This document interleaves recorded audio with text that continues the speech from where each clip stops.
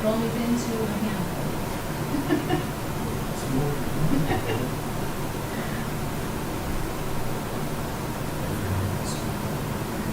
Yeah, so I'm told. That's right around the street.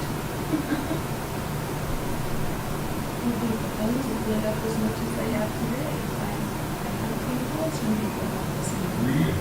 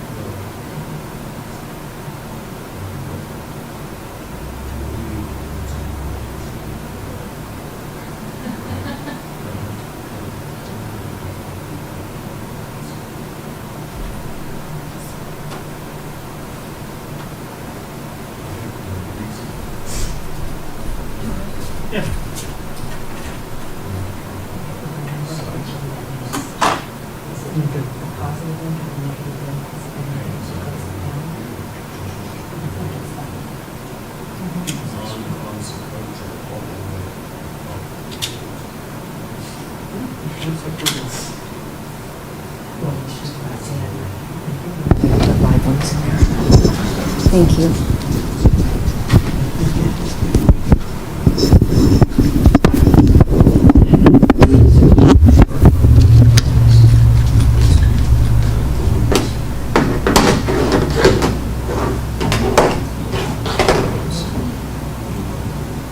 The hardest thing about that,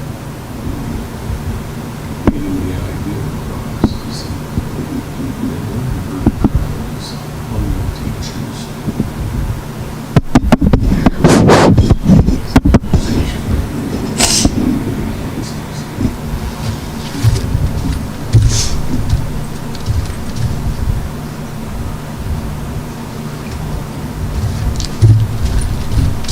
It's the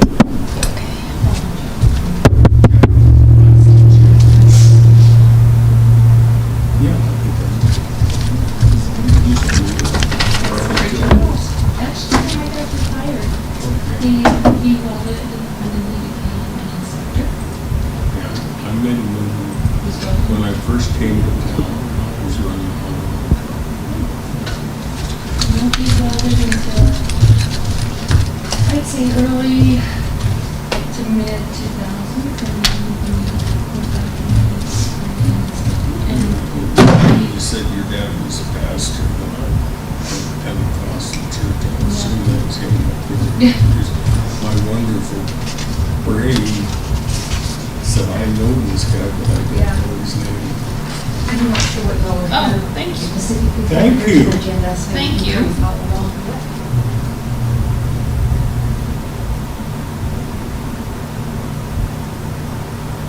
Sounds good.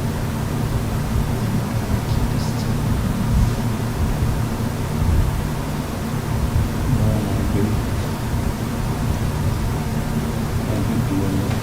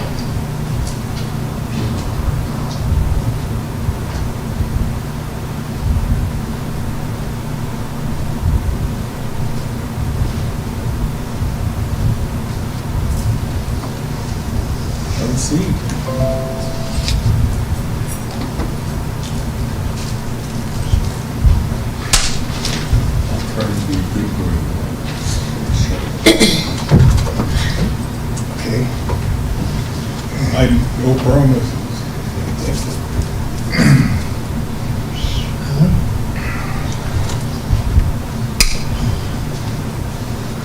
How are you?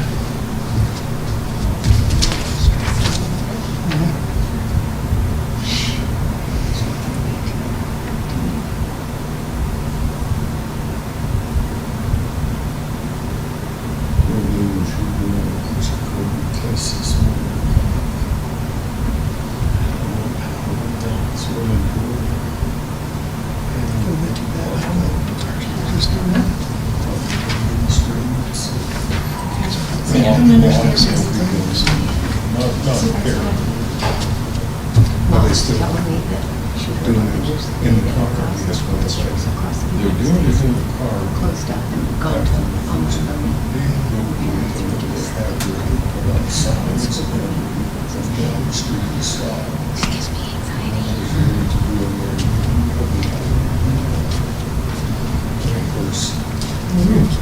Of course, they do put the signs out. And so we have people parking, not even against the curb. Just stop the car. And I almost had to get on the grass. So I told the guy, call the hospital. They came out with some phones. How are you? Good. Good. Good.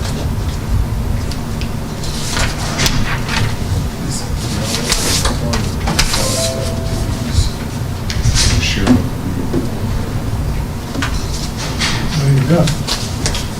Go on the page. How are you? There's one on the agenda.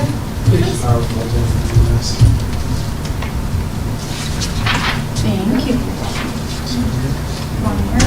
How are you? Good. How are you? I'm talking on the agenda. How are you guys? Hey, How how's are it you? going? Good. Good to see you. Thank you. Good. Good to see you. What are you guys up to? How are you? So, how are you?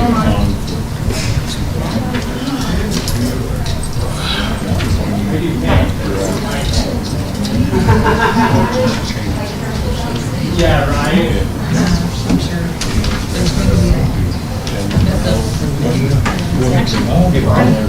How are you?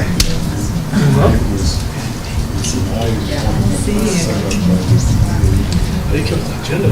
We may be prepared, they pay for I know. Hey, how are you? It's been a while since I've seen you. Thank you. Yes, please. all really. I gotta say the seat. I gotta say. No, we gotta save a seat for that. So we gotta say this. How are you? Just want to sit the whole row. You can sit down there and sit down. That's what I said. Take it. You're solid. Here, you sit right here. Oh, yeah, save that seat for that. This is for Ashley, you can save the glass. So. Okay, so I did. Okay. Thank you, take a chair. I can do that. We can see the truck, so we can go around. We're standing out in that.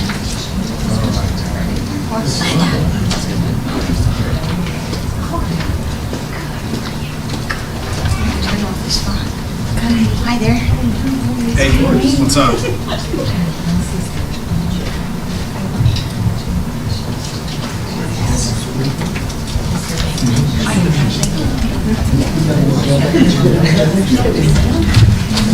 Did you get one?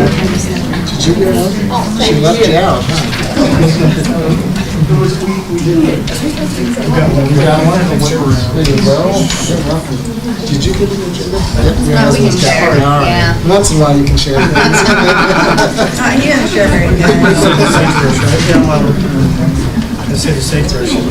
Yeah. Right. I know, it's really important.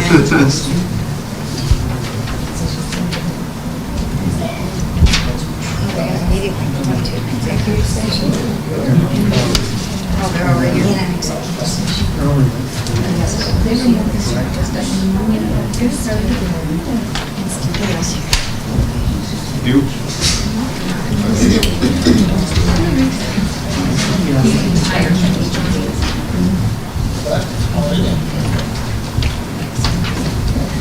hard, I said. You're right. It's too much. It's too Bills much. from that? Oh, yeah, you do. Put the rest of it in your file.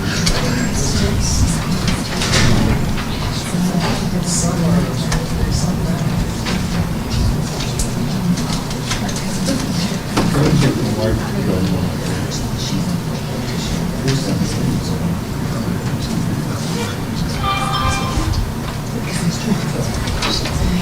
Yes, it's all about. Yeah, I thought I took Filings one and out replacement. going into the.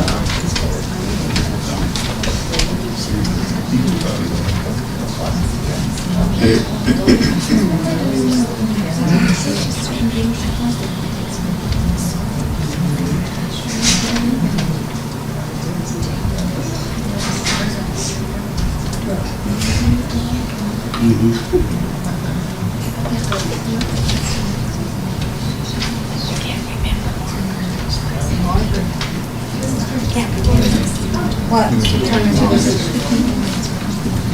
Hold the button down. Oh, that's right. 7C.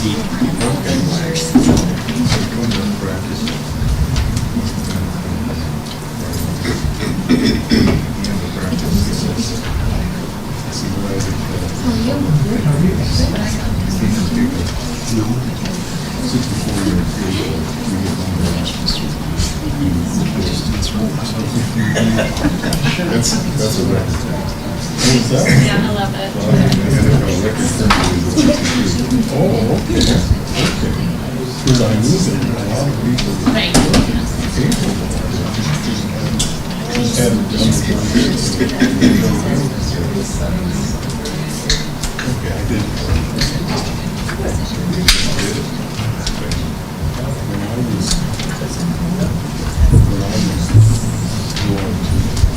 to school at the school,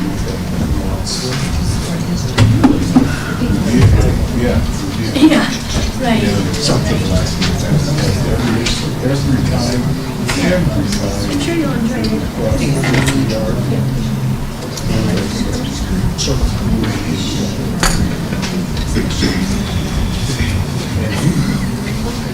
I thought you always had something in your pocket. Not actually going.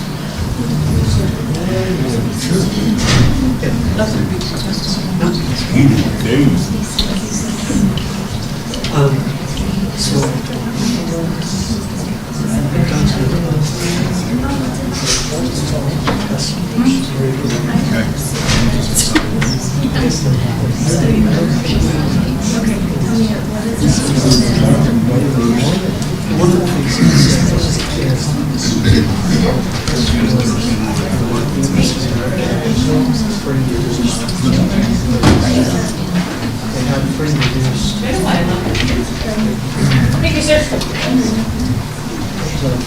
Like you're ready for dog. Survived. House medical order on May months.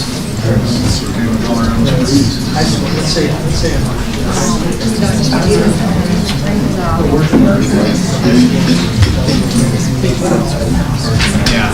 So I have, Yeah.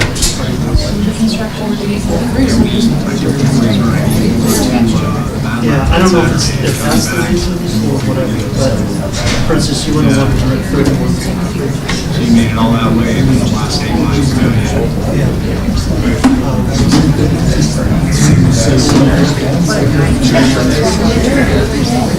It's quite a stretch, isn't it? It is. Rubbernecker all over. So maybe what I ought to do. Put it all wrong. No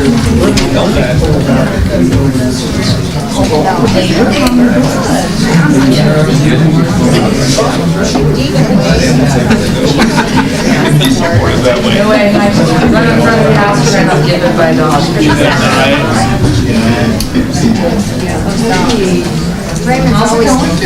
Raymond's always giving.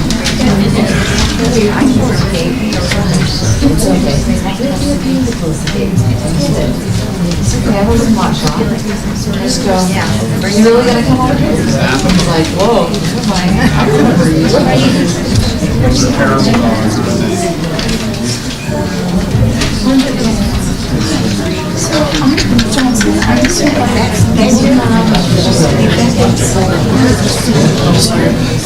So I was gonna start at 10 a.m. so then I know we're supposed to. I think I'm just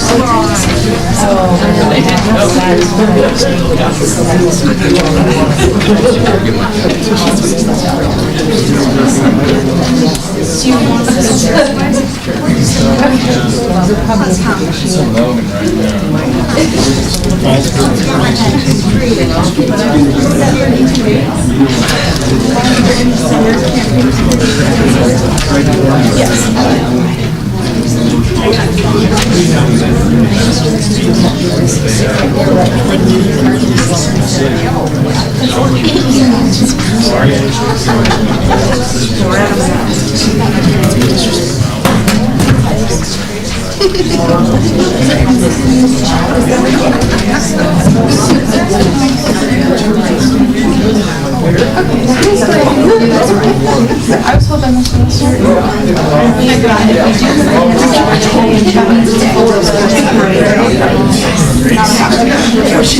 That is also, we can't get to the phone, which means it's 3 and 4, so like 11 minutes. But then that also brings us to the question of break. We would either not even have a break or have a half. And then like volleyball players and cross would miss the beginning of football game too, because they can't get checked out. So why would they change that just for the dance? Because it's at night, so that doesn't affect everybody anyway. The reason I think the game is so early is so the dance can be already later in their schedules, not taking So Hunter and I were definitely advocate for not letting it happen again and saying this is another thing that happened again. But if enough people show up and still are very strongly so far people I've talked to in this basically the whole day school, they said don't change it. Yeah, well, I don't see why it affects the next 4 days. We were going to have a meeting on video on that. I was like, I just watched it. I'm just like, this is like,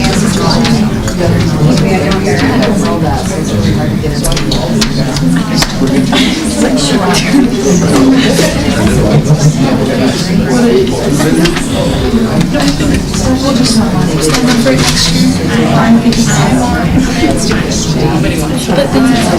But then this one,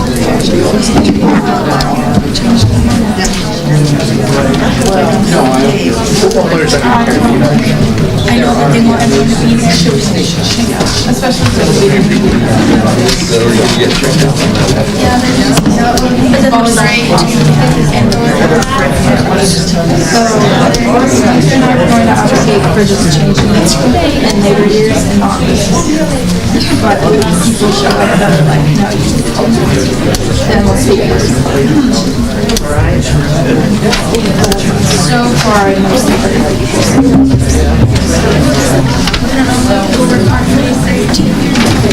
and that's another thing I was going to consider is this isn't just affecting the high school community, people don't like everyone else goes on. Just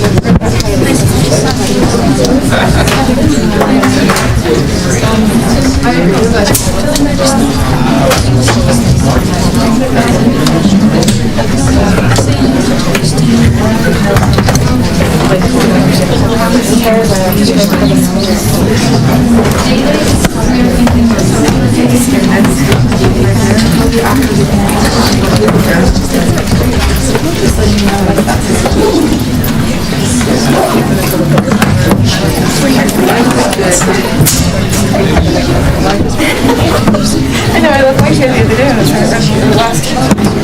turning around frantic. Oh, I think I said something. I'm sorry. Oh, hey, okay, we'll have the introductions here. Okay. All right, let's go ahead and call the meeting to order. Sorry that we're a little bit late. I do need to have a motion to come out of executive session and into open session. Second. Okay. I'm gonna go with Jenny, Cassie. Any further discussion? All those in favor say aye. Aye. Any opposed? Okay, hearing none, we are now in open session. Thank you, everybody, for coming, and I would like to start with the Pledge of Allegiance, please. I pledge allegiance to the flag of the United States of America and to the republic for which it stands, one nation, under God, indivisible, with liberty and justice for all. Thank you. All right, I do need a motion to approve the agenda. Madam Chairman, so moved. Thank you. Second. And a second by Dave. Any further discussion? All those in favor say aye. Aye. Any opposed? Hearing none, we are approved. On the consent agenda items, we have the minutes from August. We have the payment of bills. We have a contract for Learning by Design and our response to the EDM audit on the consent agenda. Unless anybody wants to pull something from the consent agenda, do I have a motion to approve the consent agenda? So moved. Second. Motion by Dave, second by Jenny. Any further discussion? Hearing none, all those in favor say aye. Aye. Any opposed? Okay, we are on to school reports. Do we have any today? Oh, yes. I see Kimber in the back.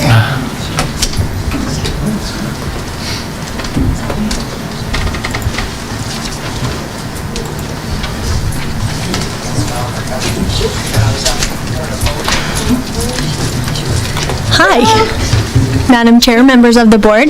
I'm so excited to share with you some good news from Clark Elementary.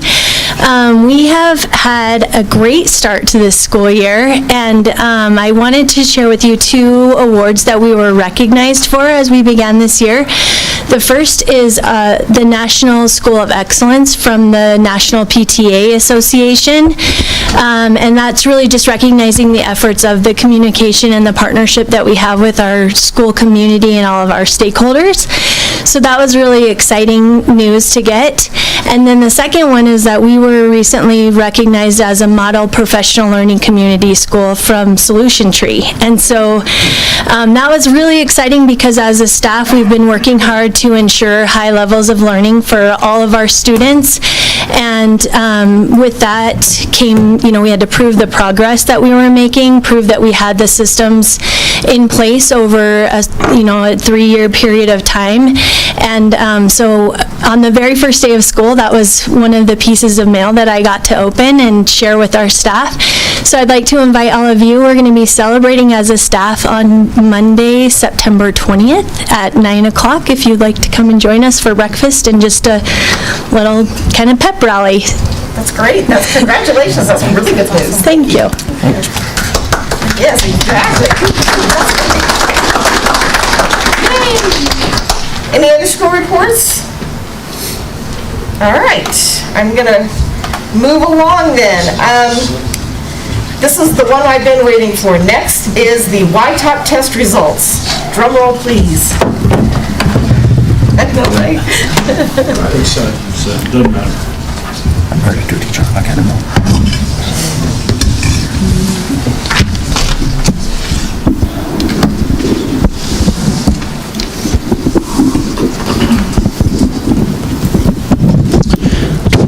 Are we on? I can hear you. I don't know if it'd be on. Everybody else can. Test, can you hear me? It appears to be on. While Doug gets that together, Madam Chair, members of the board, it's our privilege to present to you today. As you know, last year was one of those years that's probably one of the most challenging years that we've had in my 30-plus year career as we strive to meet the needs of kids. You heard what Mrs. Fester said, and I think all of our schools could say the same, that we worked hard to meet the needs of kids throughout the year, and I think we did an admirable job of that. Tonight we'll share with you our YTOP results, and should be coming up here in a second. You guys have been teasing us with this for a long time. I'm excited to see it.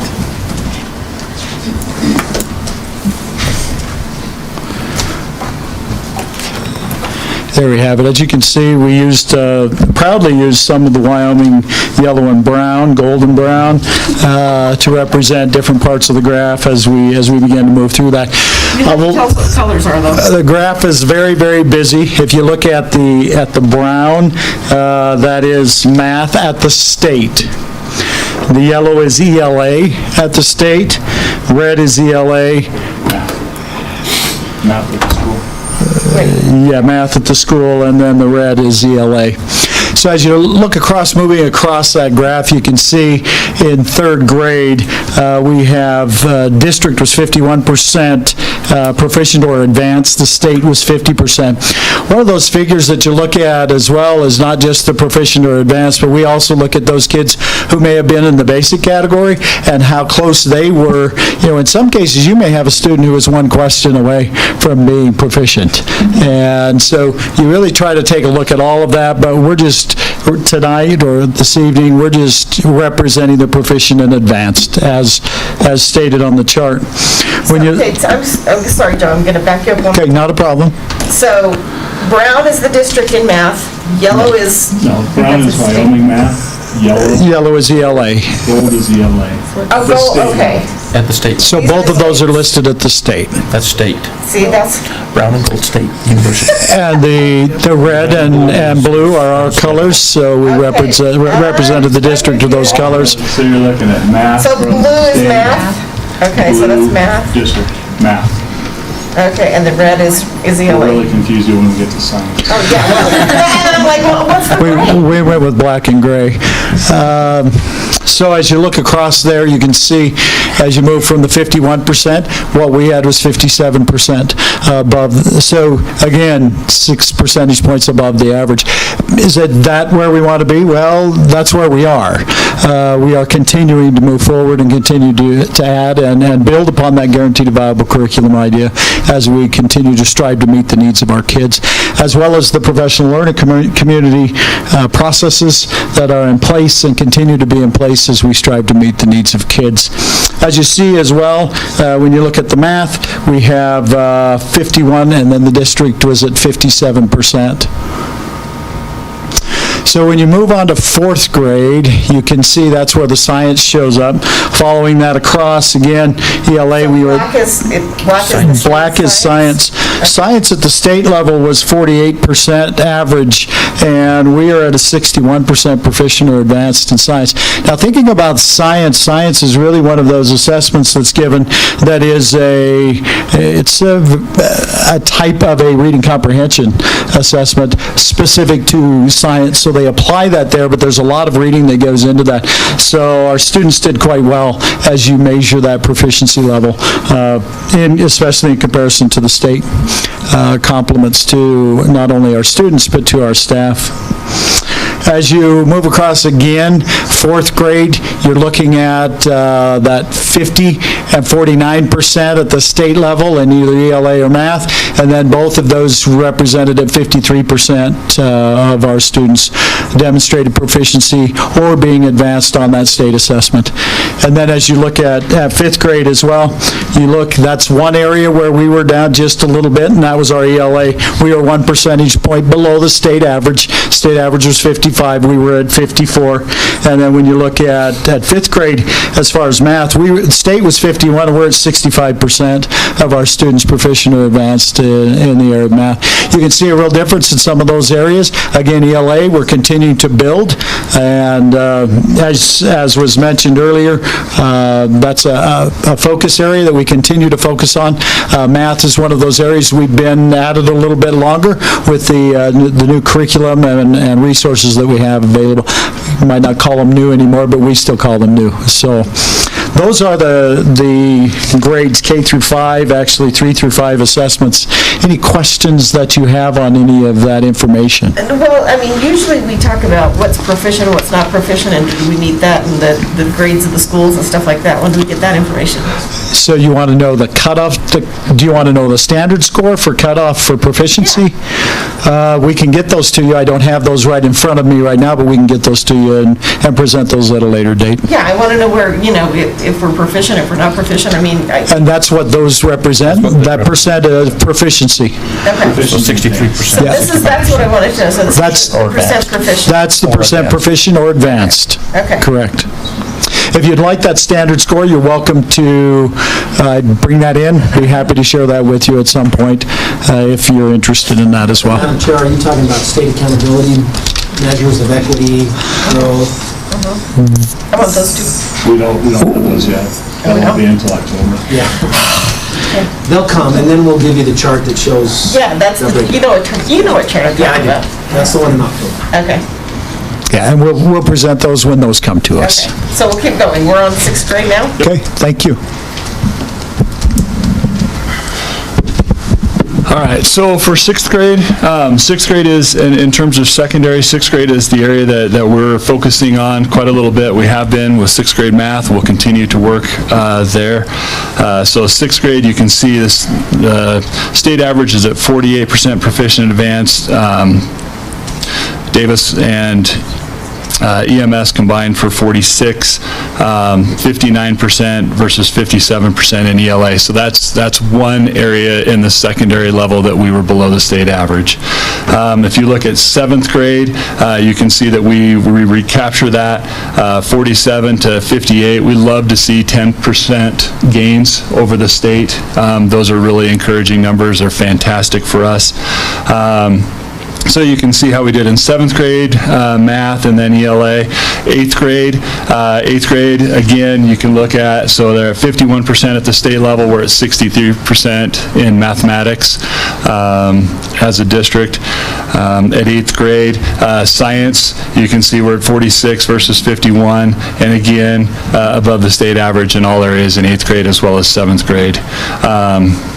9th grade, we're above the state average in math as well as ELA, and I can tell you that 9th grade, we made huge gains. 2019 is the last data that we have, and we were significantly below the state average in both math and For that ELA. same class? Well, no, it's a different cohort. Okay. It's a different cohort, but it's the same grade level assessment. Okay. And they made huge gains. Very, very significant. And then also in 10th grade, we're above the state average with the exception of 10th grade science. And it'd be nice, the state, I'm not advocating for more testing, but it is a struggle when they test in 4th, 8th, and then 10th, and there's nothing in between. So you really can't. For the science part. Yeah, for science. Very difficult to gauge kind of where you're going to be.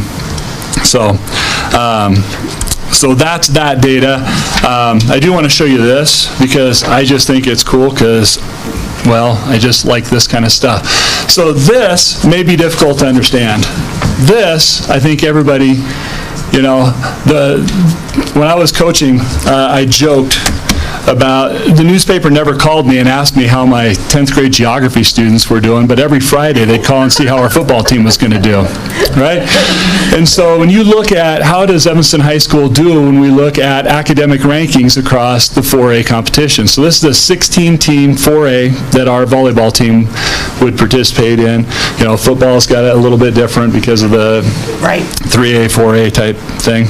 So just to show you where those numbers put us in terms of the other 16 teams in the 4A conference.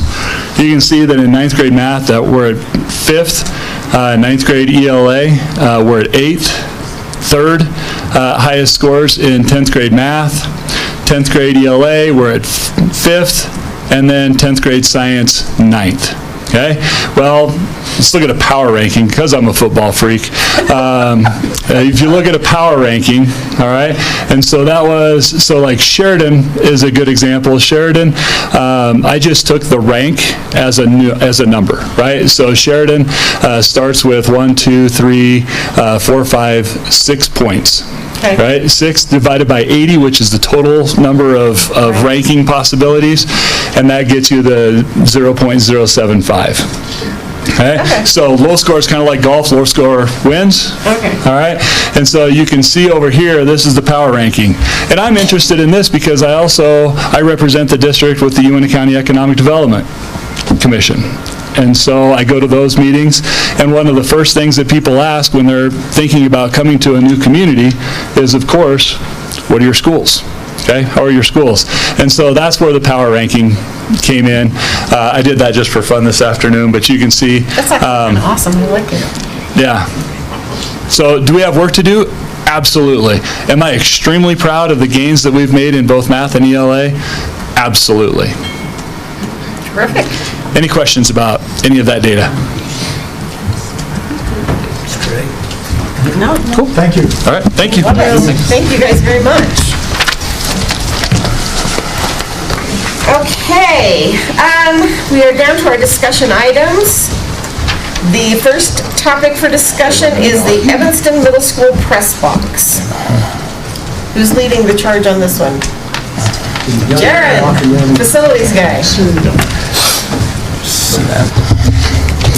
Good evening, Madam Chair, members of the board. Hopefully you got a chance to, is this on? It is, okay. Hopefully you got a chance to read the letter that I submitted to you.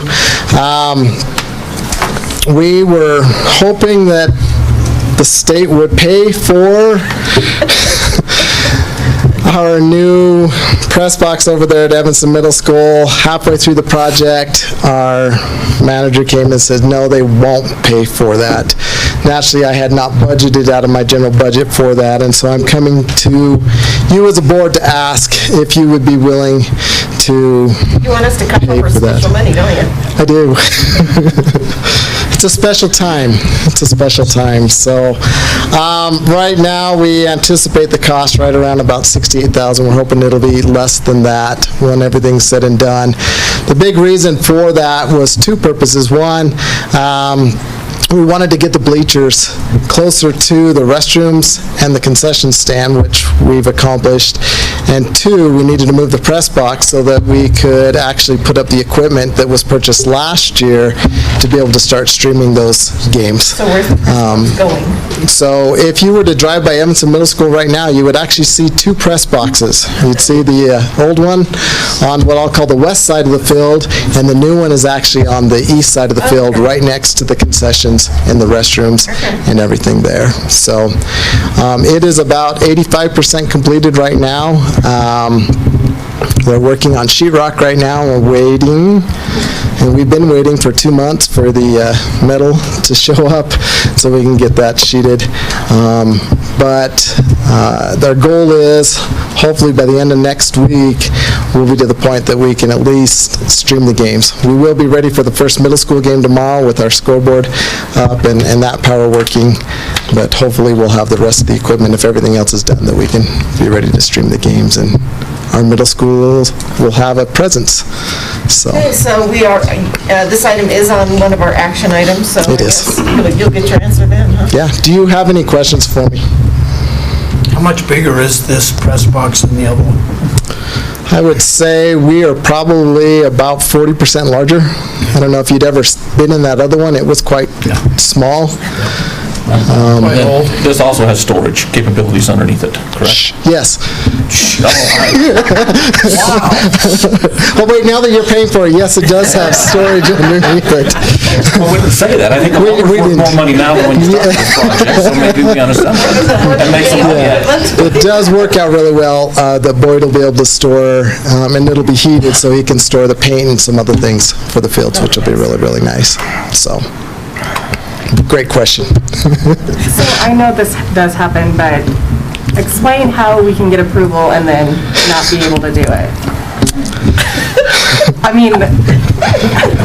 Do you want the political answer or the real answer? I'm live right now, so I'll give you straight up. Although we had told them that we were not remodeling, that we were actually building a new one, they interpreted that we were remodeling, and what the state pretty much says is if you take an existing place and replace parts within that, whether it be carpet, windows, doors, floors, walls, that is just fine. If I build a new one, it's like building a school. Okay. And I kind of question them, but they're like, well, you built a mini school across your football field. And because it's new, then it's the district's responsibility to do that. So the short answer is, because we built a new one, it now becomes our responsibility. Yeah. Because my question is we know that the Evanston High School press box needs some desperate repair. I said, how do I do that? And if we're not allowed to tear down completely, when you're talking about CMU or cinder block walls, you are going to have to tear that down completely to be able to build it back up appropriately. And they kind of hemmed and hawed, and I said, well, I'll come back to you when we get ready to do that. You gotta leave one wall, Jared. You gotta leave one wall. That's what I will do. We'll grandfather one wall, we might have to build around it, and then we'll go from there. You get grandfathered for those old property tax rates, and as long as you leave one wall, you get to keep it. So, California. we'll keep one brick. Yeah, Joe? Yeah, so the old press box that's got some code issues, we plan on that out when we plan on That's going to be, that'll be demoed. And so the 68,000 is part of the demo. We'll pull that down and get rid of that. You're welcome. If I'm correct, you moved the bleachers from that one side to the other, right? So there's no bleachers against that. There's one bleacher. There's one holding that up, because if we moved it... It's not turned down yet? Yeah. So as soon as this other one's completed, then we will remove the other set of bleachers and then the press box, and we'll go to that point. Okay. Great. All right, anybody else have questions? All right, thanks, Jared. Thank you very much. Okay, next on the discussion items is the Rocky Mountain Power Easement Agreement. You're back. I'm back. They want us to get more property at low cost, right? $58,000. I think they were. Nice. That's a pretty good deal. So, Rocky Mountain Power is actually working on some redundancy, and that was really evident in our last storm, where they had power go out and lost a lot to our community.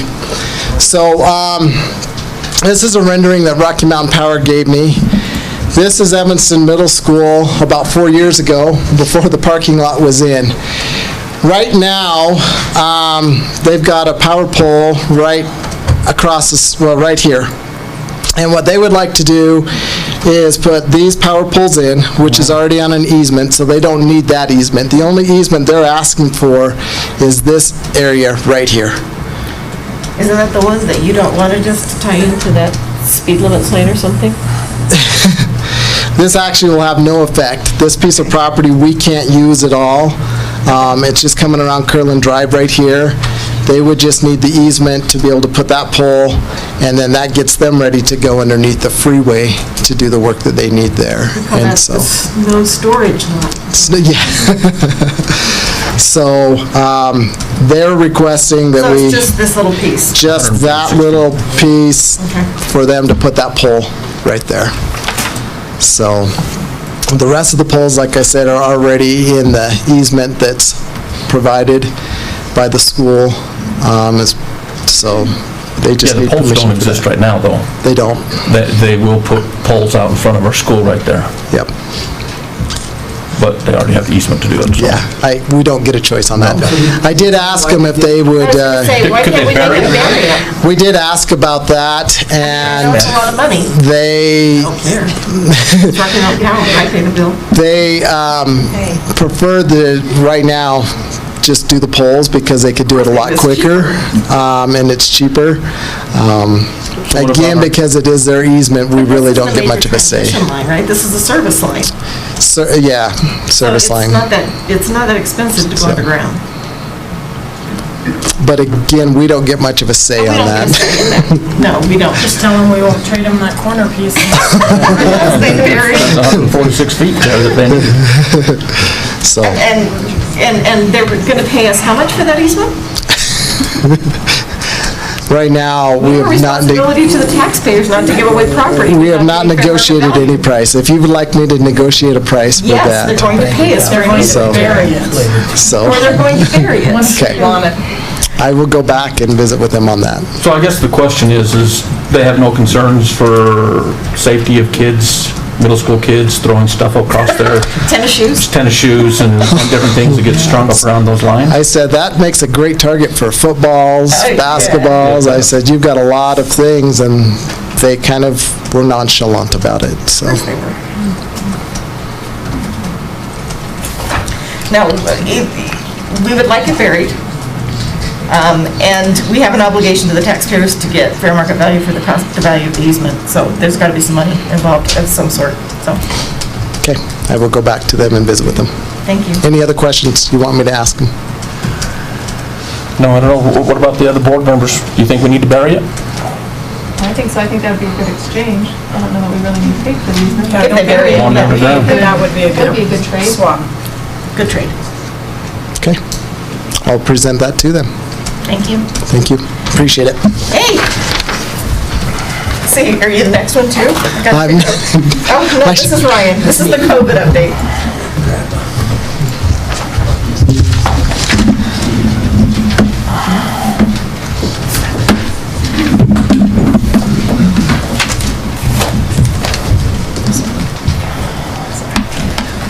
Talk amongst yourself. Smile. Madam Chair, members of the board, I hope you're okay if I sit here. That way Joel can look at my smiling face. Looking back at the pictures. I do have some number update from the latest numbers as of noon today. Before I get into that, just great thanks for our nurses. We did hire an additional half-time nurse, paid for by Wyoming Department of Health. We're very appreciative of that. That was Leanne Morey. You'll approve her contract tonight. She's excellent, has been for many, many years. We are actually going to apply for an additional position to help with contact tracing. First Wednesday of school, we were asked by Public Health to help contact trace and then to do the quarantines and isolations. It worked well having us do it last year. Yeah, so we're in that process right now. We do have some ability first Monday and Tuesday of the week to get some additional help with someone who's bilingual, so that will help us too. And then if we can add additional position, we don't think we'll overburden our nurses. They have normal things to do on a daily basis, and right now COVID is a big part of their priority, so that's where we are. So these numbers are from the nurses, and I can tell you, they've changed dramatically since noon, but I don't have the updates. I just have heard. So right now, we have 12 kids that are positive for COVID in our schools. That's district-wide? Yeah, 2,650 students. At noon, we had 4 staff members that were positive for COVID. I believe there's now 8. We've had 176 students quarantined at this time. Of that quarantine, 18 have chosen the 2 weeks, the 14-day quarantine at home. 158 have chosen to self-monitor with a mask and then test at day 5 and return if necessary. And working with the nurses today, we have some other options that we'll propose tonight. Of those 158 that were asked to put masks on and then test after 5 days, stay in school, we've had 2 that have tested positive. So 2 out of 158. Again, feel bad that 2 tested positive, but what it demonstrates to us is that the spread is not occurring in the schools. The close contact of desks front and back, it is certainly within 6 feet, but last year... Yeah, the guidelines, I think, now say 3 feet, right? Yeah. We try to push them as far as we can, but 6 feet probably limits some classrooms. We have not seen the spread in those situations. The spread that we have seen is in families, and I'll say familiar contact. They don't like to intimate contact that I used before. Well, that has a different connotation. It does have a for different school kids, connotation, yes. but those are definitely where we've seen the spread. So after 10 days of school, this is the 11th, it may not be great data, but I think it's data that shows that right now the spread isn't occurring in schools. We do need to, I think, work on our quarantine rules. I've worked with public health. Right now, we're have a difference of opinion, which is okay, and so I'll make some recommendations tonight to you. The whole point of our reopening plan was to put the decision-making responsibility on the hands of parents and have us in a position where if we see additional spread, if we see more kids getting sick and more staff members getting sick, we can tighten up, become more restrictive. But until then, parents are responsible, and we take on that responsibility too while they're in school for our students. We're hoping that, we wish that this would just go away. It's not. It seems much different than last year already in terms of what we experienced number-wise in the first 10 days of school last year and what we're seeing now. It's obvious that more contagious, and for students, maybe not sicker, but probably similar. The number of quarantines is up, and that's why we've looked at the rules based on, I think, everything we learned last year, based on everything we're told from the CDC, from Wyoming Department of Health, from Utah Department of Health, from local public health. We've put these together. I hope everyone realizes that we don't want to get anyone sick. Our job as a school district is to have school. And of course, we want it safe and organized and orderly, and of course of a high quality, but our job is to have school for kids. And it seems right now, and this may be Mr. Thomas's opinion, but schools seem to be held accountable at a higher standard than anyone else at this time. And we're okay with that in terms of our students and our students' health and our staff's health. But we're not the only ones spreading COVID, apparently. We're not super spreaders, but we are impacted by super spreader events. If we're the only one that choose to go in a direction more restrictive, I don't think you're going to see any change. But we don't know. My position is to base our decisions on good information, updates. We could go daily, we could go weekly. We can call a board meeting at any time to discuss becoming more restrictive. Well, you know, we're supposed to monitor sort of a 14-day rolling average for rate of incidence, and that's part of what guides our decision-making. So I do want to have sort of that 14-day rate of incident daily kind of, where are we, you know, are we in an incident increase? Are we in an incident decrease? Where are we right now? You know, look, any cases are not okay, but we understand that, you know, I know personally parents that were positive for COVID that went ahead and sent their kids to school the first day of school. I want to slap them all. But, you know, that's what we need to monitor, Ryan, is the rate of incidence, whether it's by building, whether it's by district-wide. Certainly if we see clusters in certain buildings, we're going to want to know that. You know, and ask, look, Uinta County, we know that Uinta County right now is at the highest rate you can possibly be at for the rate of incident. That's not okay. We want those numbers to come down, and we don't want to see that in our schools. And especially if we're going to have 76 kids out for quarantine.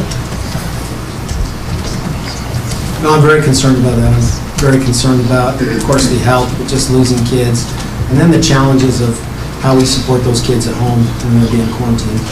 And what we don't want to do is become a super spreader event. So we'll definitely be mindful. I get updates every day, but in terms of official numbers, probably on every Monday, we'll keep those numbers. Yeah, if you'll just forward those to the board, that would be great. The challenge we have with that is some of our schools are small enough that we do not give grade level information or any of that, because you could identify kids. I don't know that we need grade level, but by school would be nice. Okay, and we've got that. So we'll do that. So with that, two So, other things. now you said you are gonna present us with some different quarantine rules. You're gonna do that as part of the, Yeah, right now. okay. Part I of this was discussion. gonna say, when are we gonna get that? So, Joel, you're going to be on screen here for a minute, at least part of your picture. So I have shared my screen with Joel, and hopefully you guys will get this too.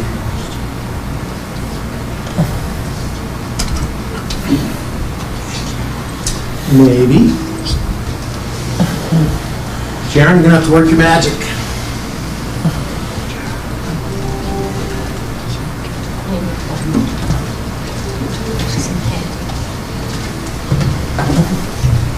It always works.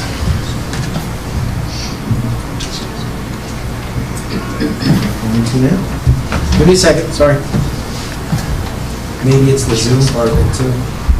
We've never Zoomed and shared screen.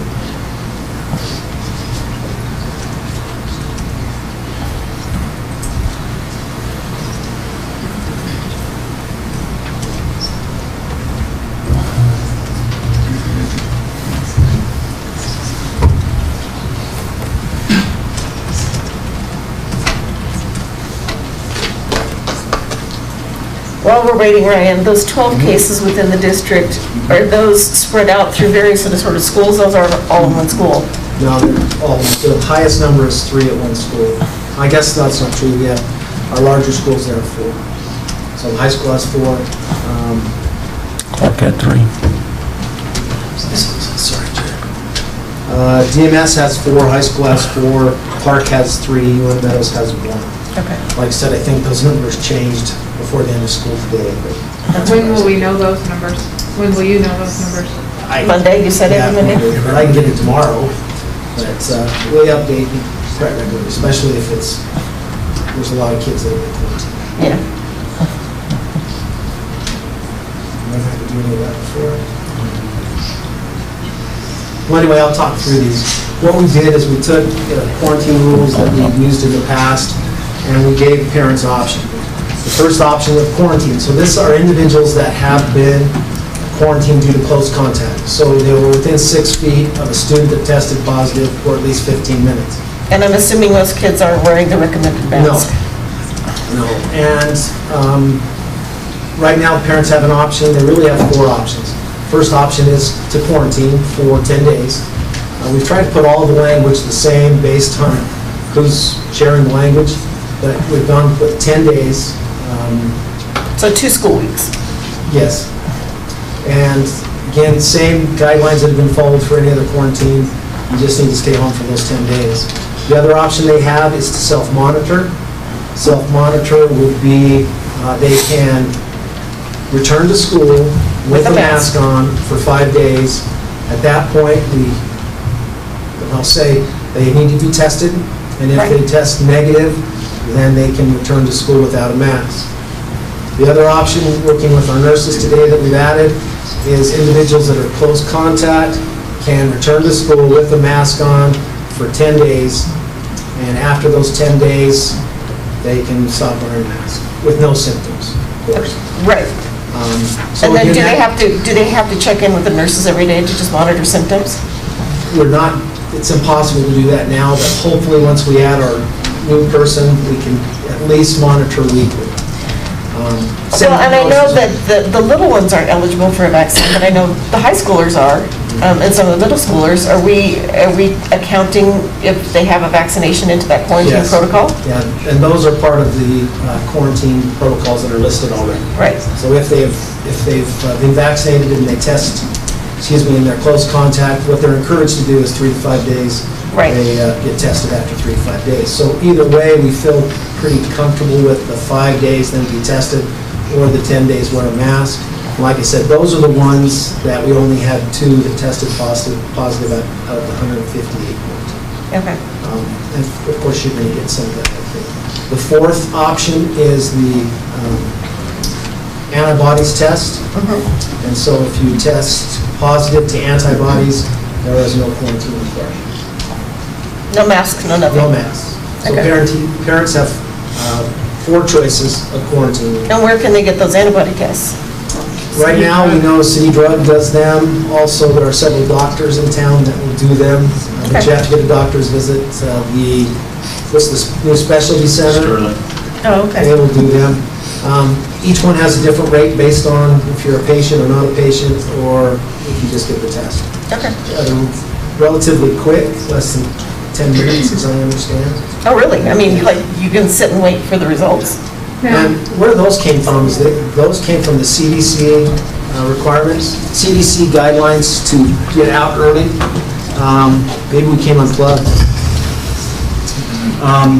Right now, the CDC has 3 options to shorten the term of a quarantine. It's usually a cable issue. We're breathing. Hey. There we go. Look at there. Okay, Joe, we'll get back to you in a second. He's just unplugged. It's always the simplest thing.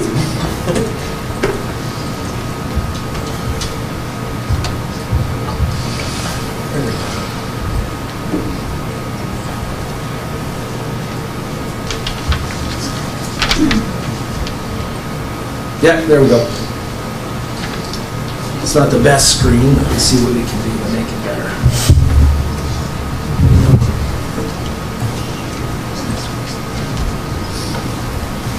Okay. So this is our quarantine rules, and so you can see, define what close contact is, and here's the quarantine, basically that we've always had. The only thing that's different is we changed it from 14 days to 10 days because that's the CDC's guideline. Again, vaccination, how that shortens your quarantine. Positive COVID-19 case, how that shortens it. And of course, the CDC options, there's 3 of them.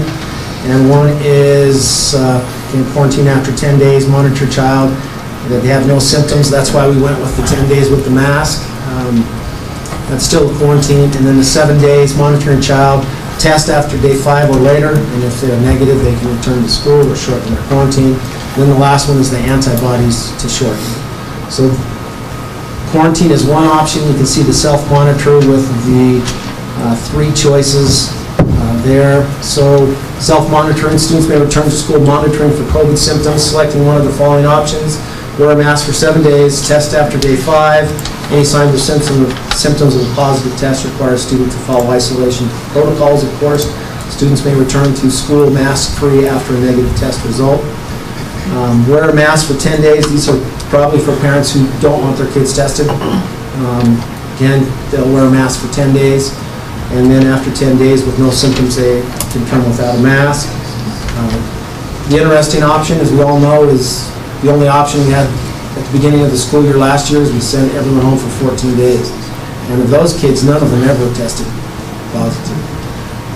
The C is the antibodies test. Okay. What antibodies test, Andrew, are you guys doing at City Drug? IgG or IgM? Both. Did they do it both on the one finger stick? So that's something that we'd have to clarify too, because you'll develop the IgM antibodies like right away when you're sick. So even though they are positive on their IgM, they might be newly sick and, just barely starting to show symptoms. Is that correct? Yeah, typically that'll be recent exposure. We'll tell them similar things that they should be monitoring for symptoms. So, just so people are aware. Well, and that's one of the things that has got convoluted in this is the idea that if you were inoculated and you're exposed, you need to go test. You don't have to wear a mask. Some recommendations that you wear a mask until that 3 to 5 days and you're tested. It's just got so confusing. I did approach our public health, submitted these. They're different now because we've changed them even this morning, and they submitted them to Wyoming Department of Health. I can't tell you that I felt a lot better about these when I found them on Utah's public health, Utah's Department of Health. Let me show you that if I can find that.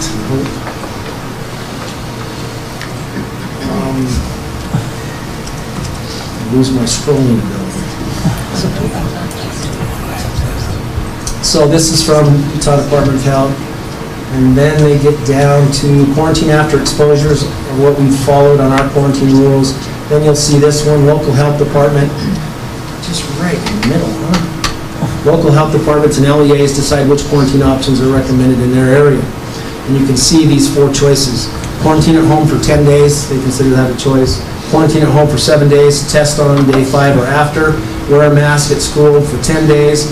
And the last one is wear a mask at school for 7 days and then get tested. Very similar in terms of what's happening in large school districts in Utah. So are we out there, or are we just on our own, just going wild? I don't think so. I think we've based this on what we've seen last year from COVID and what we've seen in 10 days now. Could it change? Well, heavens, yes. And that we brought to your attention. So we're trying to work with parents in terms of choices, health choices for their kids, and do our function to have school operating. Well, obviously, we want the kids in school, but we don't want them to get everybody sick, so we're trying to figure out how to best do that. For now, this may work, later it may not, but based on these numbers, I think we should give it a try. That's my recommendation. Okay, thank you. And we're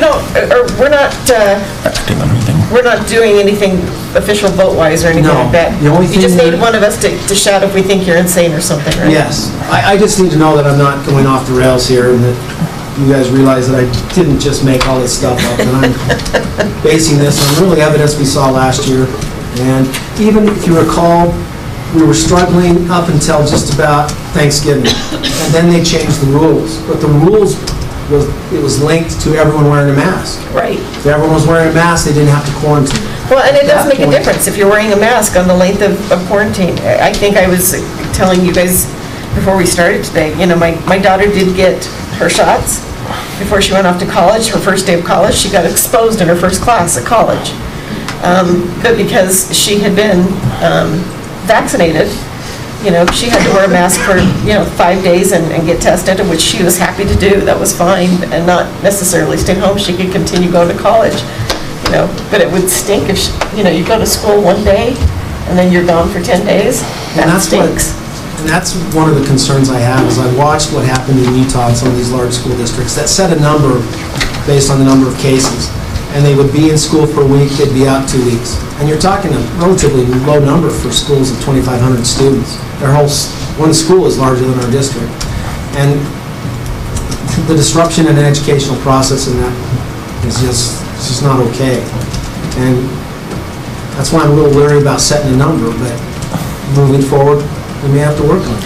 Well, again, the transmission rates and the incident rates as we go forward, I know that the district isn't the same as the community. This community's scaring the beans out of me right now, I gotta tell you. All of us. But that's what we want to watch, Ryan, and I think what we do is we look at the indicators that have been provided, and that's how, as a board, you monitor it. If we need to set a hard number. If we need to set a threshold, we'll set a threshold. Yes.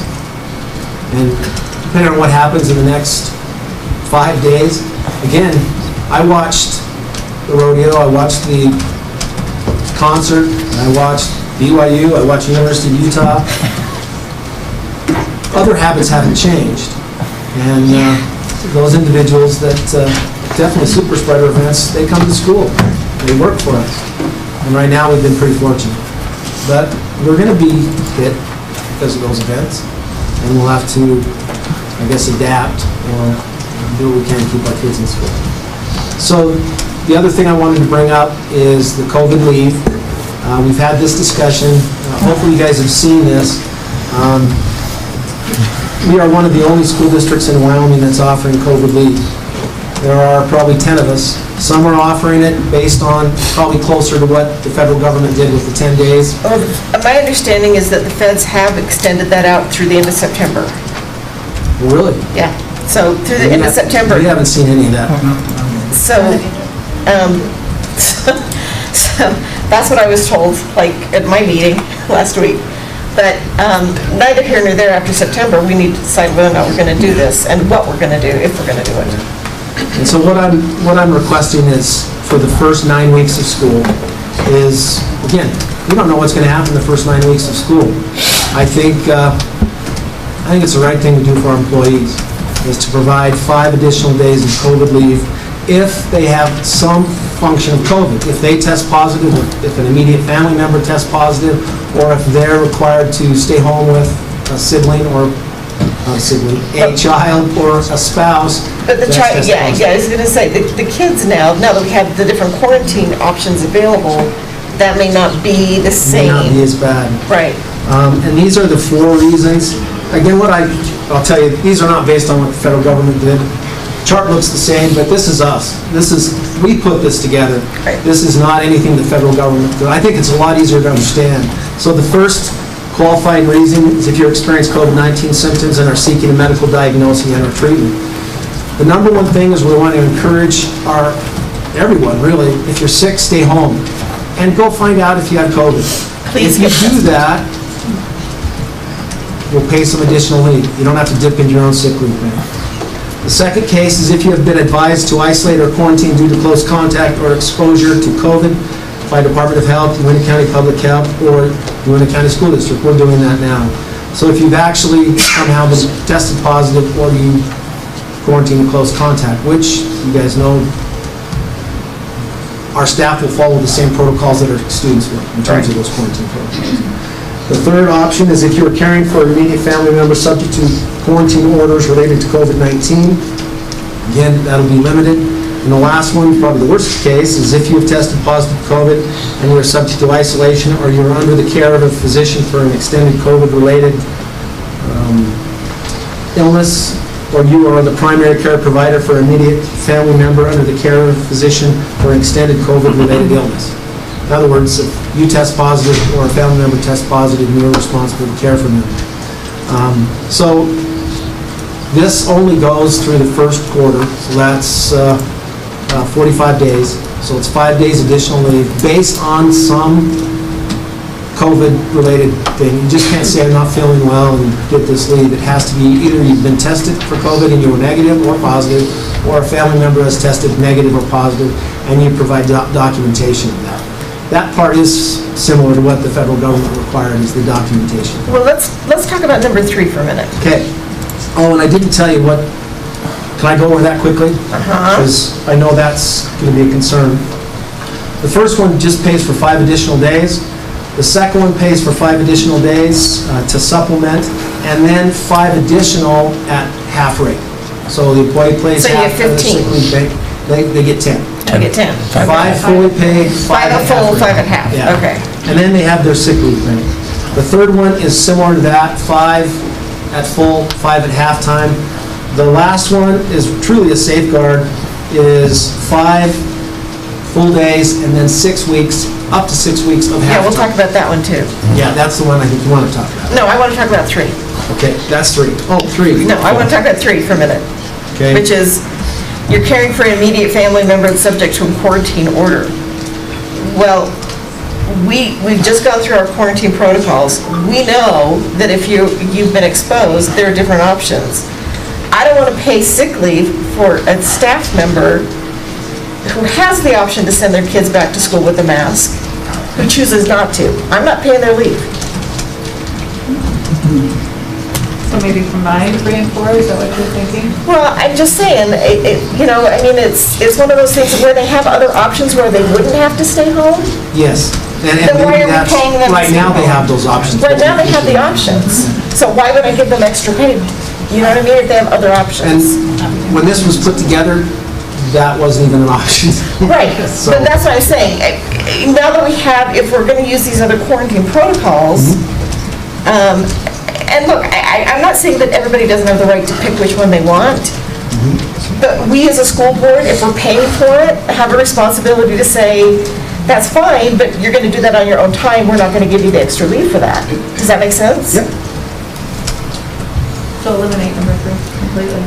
Well, I mean, if they're intentionally keeping their kids out for 10 days, when really they would only have to keep them out for 5, and they're asymptomatic and get them tested and yada, yada, yada, I mean, I'm okay for the first 5 days, but it's the after that I have an issue with, if that makes sense.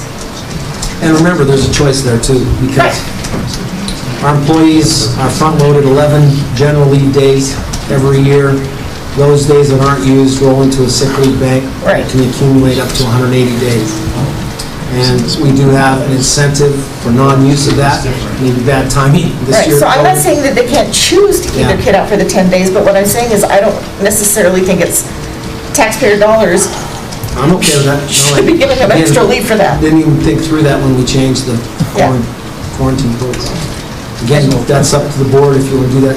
Mr. But I do think you can change the quarantine part, but you might want to add isolation, Right. because that does cover an employee that. If they have to be isolated. stay home. No, if they have to be For a family isolated- member that's isolated, Yeah, there that's is no a choice in complete- isolation. Right, that's a completely different animal. I mean, that So, assumes that they... subject to isolation. Something along those lines, or, if it's just a quarantine and there are other options, that's one thing, but if it's an actual isolation order, that's a different animal. And so that does roll into a little bit on 4. 4 is, if you think of a 9-week period, that is definitely taking care of a staff member who is tested positive and has significant health issues that keeps them out of school for 6 weeks. The reason why that is in there to avoid the catastrophic leave donation, which is 90 days paid. They would have to exhaust this before they could even qualify for it. Have we had catastrophic event in our district? Yes. We don't provide short-term disability for employees. No. And so, this is basically the equivalent of a short-term disability self-insured policy, Exactly. is what you're providing. Because what we're doing is we're potentially putting our employees at risk. So we're providing short-term disability. And I'm okay, if the employee is sick and you're carrying, or there's an isolation order, as Doug pointed out, isolation is very different than quarantine. And that's what this one is. This is definitely, they've tested positive, or their primary Yeah. caregiver for an immediate household member who has tested positive. This is definitely a long-term illness. Right, and so the question is for us as the board is, do we basically want to provide short-term disability? Exactly. That's And I'm okay providing short-term disability if they're sick. I'm not so sure I'm okay with it if they're not sick and they're... Well, even the choice of making short-term disability less than 6 weeks in a 9-week period. Right. What do you guys think? I'm okay with the 10 days. I think 6 weeks is really pushing it. And, I am all about free choice. We've talked about this. But our people who are vaccinated are not out of work for 6 weeks. Our people who are unvaccinated are out of work. So you, again, have options. If you don't want to be vaccinated, that's your choice. But chances are, the people who are going to be out 6 weeks are unvaccinated, and they've made a decision to be their own decision. They have their own free will, but those are the people that are getting sick for 6 weeks. So your recommendation... But I'm not sure the taxpayer should pay for that. Keep it No. at 10 days. My recommendation would be to keep it for 10 days. I think that's... I'm inclined to agree with that's generous. Krista. That's fine. Okay. You do have this as an action item later. We can just make those notes when you With the amendments? amend it, and we'll get that taken care of. Okay. The only other thing I had is we'll continue to encourage inoculations, vaccinations. I will approach our insurance company and see if they will provide some kind of I was incentive. going to say, yeah, if the insurance carrier wants to incentivize it by reducing premiums or doing any kind of thing, that would be fantastic. We'd love to see that, obviously. I'm a big believer, but that's just me, so. I will do that tomorrow. Okay, terrific. Relatively long update, thank you. Well, it has to happen. I mean, these are, like I say, I don't want to wait a month before I hear the update. That's what I say, that's why we're asking for the information at least weekly, if not more. And you guys, hopefully you've seen that in 10 days, I probably updated you 7 times. Yes, thank you I'll very keep much. those coming. Yes, thank you very much. Yeah.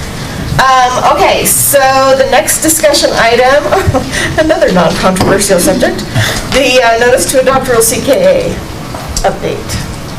Madam Chair, members, I just wanted to update you where we are. Remember, we're in the public comment phase. Public comment period.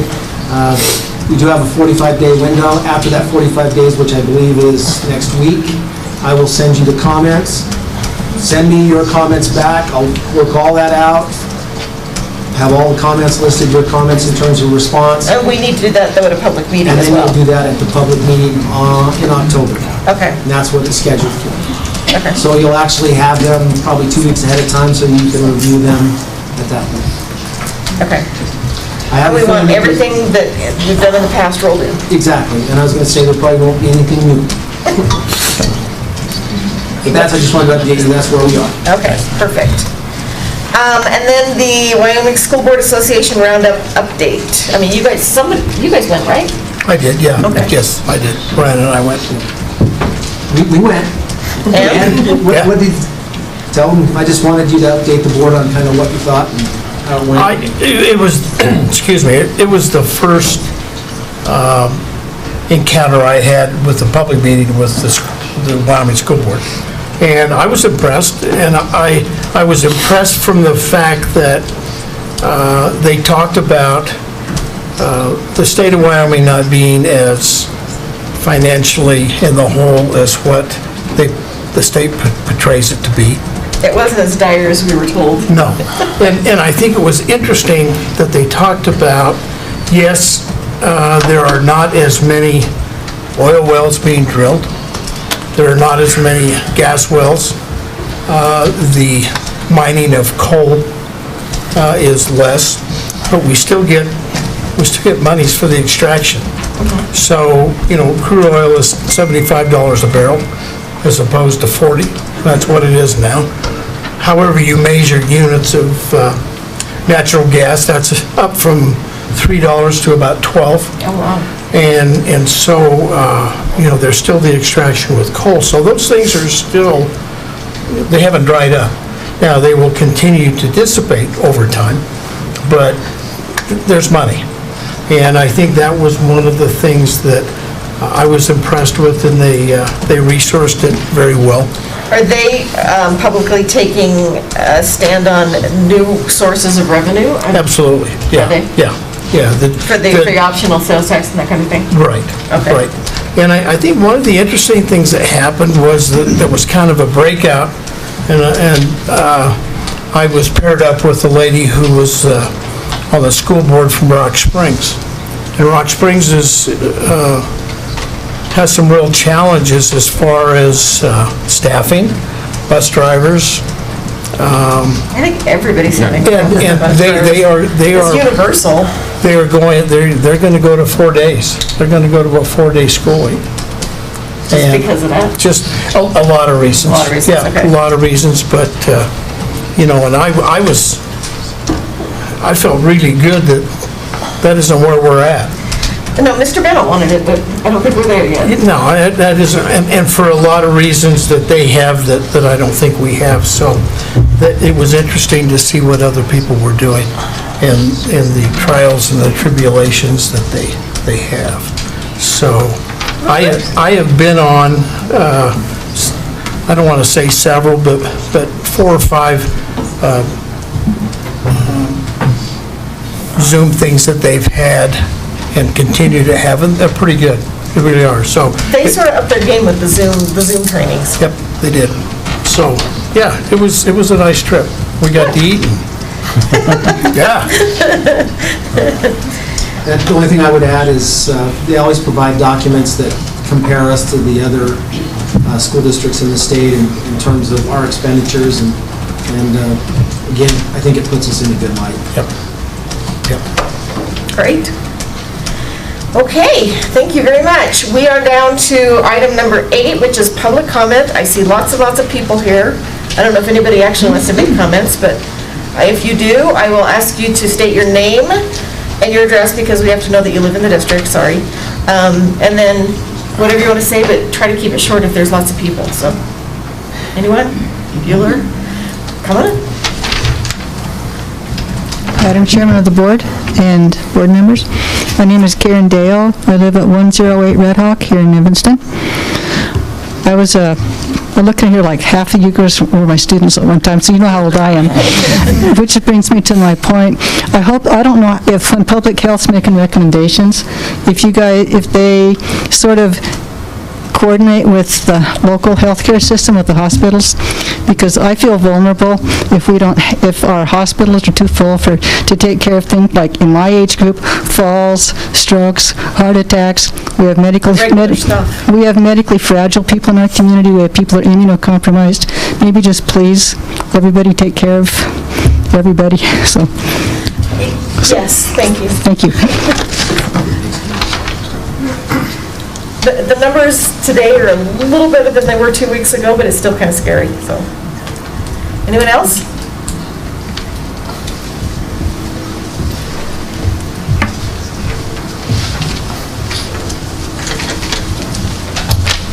Justin Dennis, 116 Alicia's Way. I listened to your comments today, and your statistics are really good. You got 0.0046% of your student body with COVID, which is pretty low. 0.00, yes. I was very curious about your statistics. Where did you come up with your statistics, Krista, for people being out without a vaccine? So this is just from our local hospital, 100% of our patients who are admitted or being transferred, so not just going to the ER, but actually being admitted into the hospital, into the ICU or into a patient room, or being transferred out with COVID are unvaccinated patients. Okay, so this is a question I have. What is your guys' protocol as primary care physicians that you guys are doing? I know this isn't a school board, but... So we'll see patients on telehealth that they call in. We're asking them to be tested, even for anything, vomiting, diarrhea, because those are two of the biggest symptoms we're seeing of COVID right now. Runny nose, cough, sore throat. We won't let them come to our clinic until they've been tested and they're negative for COVID. If they are positive for COVID, we'll do a telehealth visit with them. I usually ask them about their oxygen levels, hope they have a pulse ox. If they don't, there's not much I can do. But if they're having, if they're having severe symptoms, I tell them to go to the ER because I won't see them in clinic. And, depending on how sick they are, I have treated some with steroids and azithromycin if they're like day 13, 14. And typically, those are the ones that are ending up in the ER too. Okay.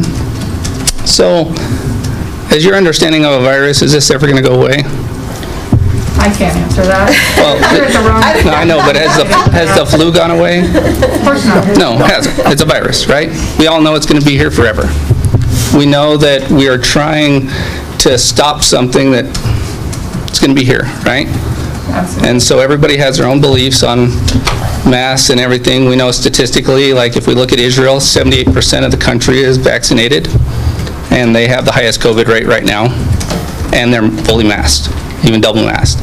So statistically, if we look at the statistics too, your statistics that way, we're actually doing way better than Israel, especially when you have 78% of your country vaccinated and masked, and your COVID rates are the highest in any other nation. Okay? It's something we're always going to live with. We didn't 3 years ago look at the flu and test everybody, right? We also didn't have all of our ICU in Evanston full at that time. I've never in my 16 years working there, have I ever seen our ICU completely full. Okay. I've never seen IMC call us and say, don't send us any more patients, you're done. So I see where you're going, and we could debate this all night. Yeah, But I'm thinking of our local community and our kids and our elderly people around here. Where are we going to put them when there's no beds available? Then as a primary care physician, I would ask that you look into the FLCC's protocols. Oh, I have. Because they're 80% effective, so people don't go to the ICU. I agree. And following that, not just, okay, so. I've read some, yeah. I just want to share, I feel very strongly. One, the mental health of kids with masks. You talk to any school counselor, it's gone down. I mean, you cannot talk, you cannot communicate.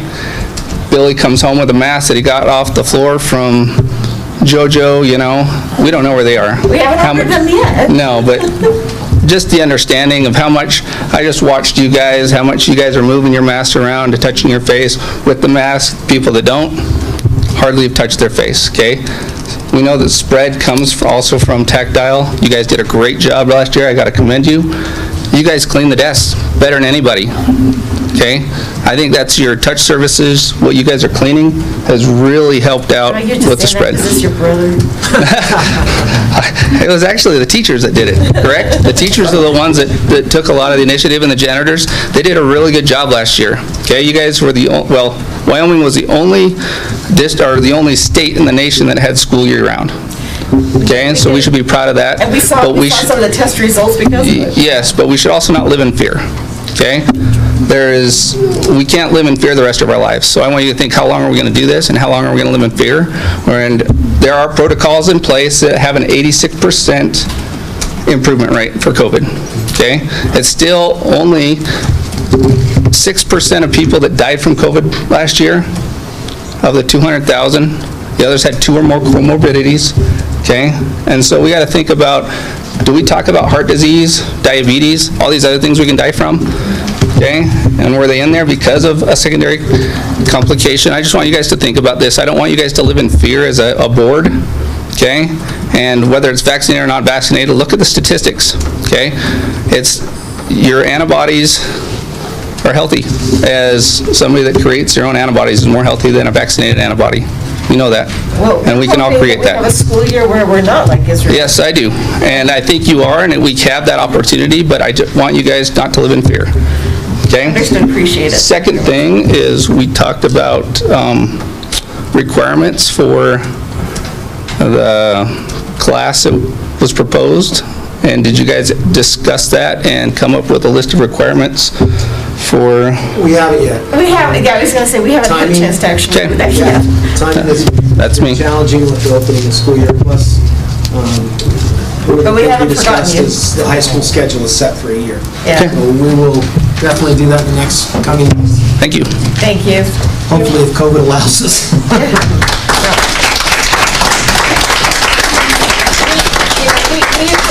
We want you to know that we appreciate everybody's point of view, and we're not here trying to push an agenda at all. But the priority, I can tell you, of this board, and I feel pretty confident saying that, is to make sure that we keep our kids safe in school. I think that's been a priority for everybody. How we do that, we may disagree on how we do that. We certainly know they disagree on policy CKA and some others, but that's our goal. And as long as those numbers are low and they're not contracting at school, and they're, that's the goal. So we're going to continue trying to have normalcy in the schools. We're going to continue trying to get our little ones to learn how to read where they can see their teacher's mouth. But we're watching really closely, and we know we were able to go to school all year last year because we did mask up. And cleaned and quarantined and did a bunch of other things. And so we're going to do the best we can to keep doing all those things without necessarily a mask, because I hate them too. But when the transmission numbers are as high as they are right now in Uintah County, I'm going to put one on just because I think it's the right thing to do. But I'm not going to make anybody else do that. That's my call. So, anybody else want to come up? Oh, wow. I sat at the front. Hey, I'm Wendy Pratt, and my address is 470 Elk Drive. And I'm just going to repeat some of the phrases that you said earlier. The community's scaring the beans out of me. And I appreciate that you... All right. Not the community. Mission rates. And also the implication from Krista that, if you're not vaccinated and you end up in the hospital for however many weeks, that you deserve it. No, I didn't say you deserved it, not at all. I'm just saying you have other options, and I don't know that taxpayer dollars need to pay wages for 6 weeks. That's fine. Okay, just needed to make sure I was clear about the implication that was going on there. Many of my patients here know that I tell them all the time, you have free will. If you choose not to vaccinate, 100% your choice. Okay, and I'm not looking for incentive, but I get that. Okay, so, I'm not going to split hairs, but at the same time. Okay, I guess the thing that I'm worried about is what threshold you're going to set. Like, is this just some random number that you're going to come up with? Or, okay. So already you should realize that our county is very close to that top level right now. We're in that top level. Okay, good to know. And we're in that top level, and we're doing just just fine with the rules that we've got. I know it feels like we're about to fill up. Well, again, I'm not worried about the community, I'm worried about what we look like in the schools. So Exactly. if I'm queen of the community, Okay. that's a different rule than being on the school board and trying to make policy for the kids in schools. Good. The other thing that I'd be interested in knowing is when we talk about cases, I don't know if we keep track of this kind of data, but of those 12 cases that are currently positive, are these kids super sick? Are they, I don't know if we have that kind of data, because what I see when I hear kids come back from school, by the way, I teach math at the high school, is most of them say I really wasn't very sick. So I just think that we should be careful not to, spread fear, because today, I want to take what you're saying seriously, but at the same time, I don't want to fall off the edge. I'm not going to take forever, I promise. I narrowed it down. So, during the BLM rally, Kim Prophet, who is our public health nurse, told a story about her teacher separating their class into two groups, one with brown eyes and one with blue eyes. And the kids with blue eyes were instructed to treat the kids with the brown eyes without them knowing poorly, as if they were less than her. She happened to have brown eyes, and this experience really made an impression in her mind that it wasn't fair that she had brown eyes versus the blue eyes, right? So this teacher was trying to make a point that we shouldn't judge people. And I think what I'm concerned about when I think about masking, not masking, vaccinating, this whole shooting match that's going on in front of us, that these things that we're trying to put in place also divide kids. They divide us, they divide kids. And I'd caution you to think that just putting on a mask or putting a vaccine in your body might make it so your eyes are then blue. That's not going to happen. And we want to have choices. So I guess that I, as a teacher, you will be hard-pressed to ask me to police this if you do go back to asking us to mask. And that's all I wanted to say.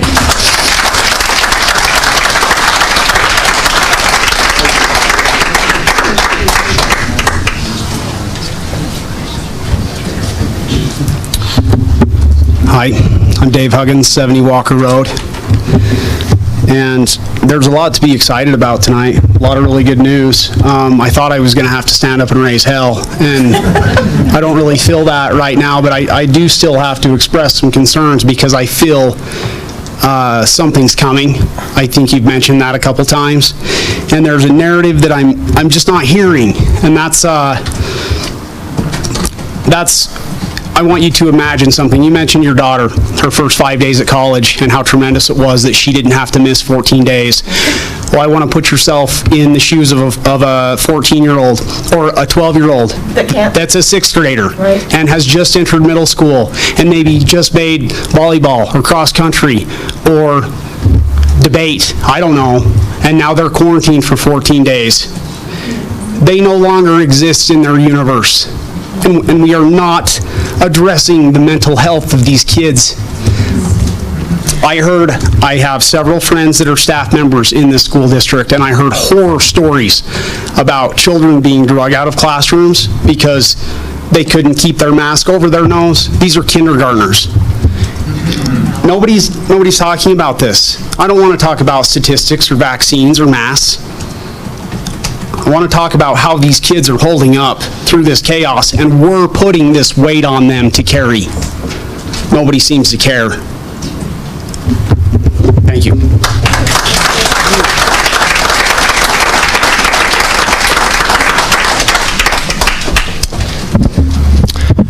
Dr. Chad Brady, 224 Washakie Drive.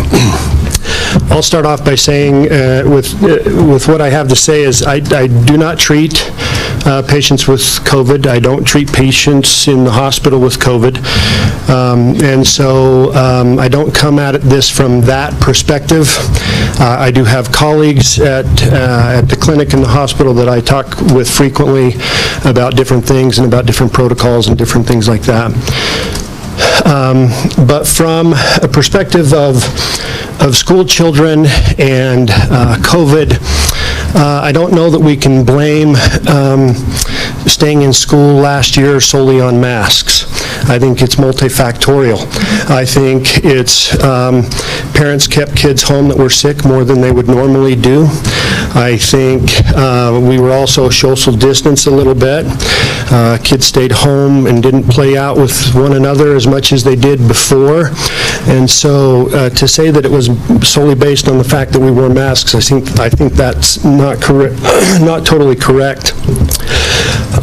There's a study, it was an analytical study that came out several months ago that analyzed every single county in the United States. And it analyzed every county that had a mask mandate and every county that had no mask mandate. And the counties that had mask mandates actually had a higher rate of COVID than those with no mask mandates. And so I can provide that study if need be, but and that was just actual data that was observed and analyzed, and so that's real-time data that I think we need to evaluate. The other thing is as I think we've lost track, well, let me step back just a little bit. If we think that wearing masks in school all day, and then if we presume that kids are going to go home and wear masks, and when they socialize, they're going to wear masks, and when they go do their sports, they're going to wear masks, and when they go on dates, they're going to wear masks, I think we're kidding ourselves as well. So these kids are going out after school, and they're doing what they're going to do anyway, and so masking up our kids, I don't think, is the right idea. The other thing is this. I think we've lost track of the science in all the mayhem, and one side doesn't own all of the misinformation, and so the anti-vaxxer side of this equation, if we want to call it that, in the media and everywhere seems to own all the misinformation. But I think there's some misinformation to be shared equally in a lot of places. And one of the things that I think we're talking about here is now we're freaked out about the Delta variant. And we don't have that much of Delta variant here yet. Not every case is Delta variant that is going on. And if it is, yes, we know that Delta variant has been shown to be more contagious. It's easier spread in kids and children, and we get that. But it is also less virulent. We forgot to talk about that. It's not causing as much serious illness as the native COVID was creating. And so we lost track of the fact that kids from 2 to 18 are statistically, if we're talking statistics, the chance of dying is 0. From a statistical basis. Now, that doesn't mean that some kids haven't died. I'm not saying that. But it is so low that actually flu, statistically, is more deadly in 2 to 18 than is COVID. And so 2 years ago, 3 years ago, we were not masking up for flu. We were not masking up little kids for RSV. And some people wonder, well, where did flu go last year? Where did RSV go last year? You know, maybe Dr. Brown can speak more to that. I don't know. Maybe wearing masks had a little bit to do with that, potentially, but also so did the fact that we were not around people as much as we were before. But the fact lies in, if kids wear masks in school, they're not wearing them all the rest of the time, and these kids are going out and they're playing with one another and they're participating in their activities. And so I want to just kind of let us all keep this into perspective. A lot of decisions are based on fear, as Justin Dennis said. We're way too freaked out about this. We are not going to get COVID to 0. That will never happen, ever. And so we have to learn how to live in and with this virus. The other thing I want to talk about is we talk about vaxxed and non, but we don't talk about the people that are actually getting COVID and that have natural immunity from this. And so A study out of Harvard just this week came out that showed that there's 27 times greater chance of people that have been vaccinated to actually get symptomatic repeat disease from COVID and from the Delta variant. And so we know that the vaccines are waning over time. Their effectiveness is waning. We get that, okay? The other thing is, vaccine is not the only answer. We don't ever talk about vitamin D. We don't ever talk about, health. We live in Wyoming. Unless you are taking relatively high doses of vitamin D, you are vitamin D deficient. 1,000 or 2,000 units of vitamin D a day is not nearly enough. And so, what is that magical number? I'll leave that to other people to decide, but it's more than we think. And if we're not taking supplemental vitamin D, we are all severely deficient, and everybody in this state and north of the 37th parallel should be taking much higher doses of vitamin D. It has been shown that higher doses of vitamin D can thwart off COVID drastically. And so we need to be talking about that as well. Now, I know that's not a school board thing, but... I can't make kids take vitamin D. No, I understand, but... We haven't set masks yet, guys, so I don't know why you're complaining yet. Well, but it's kind of getting to that point, and so... Let's hope not. I mean, that's the goal, is that we do hope not, but the more people that know about some of these other things, about vitamin D and about some of these things, will help our community be healthier, and it'll help prevent us from getting to that point. And so, anyway, thank you. And we can work on obesity and diabetes.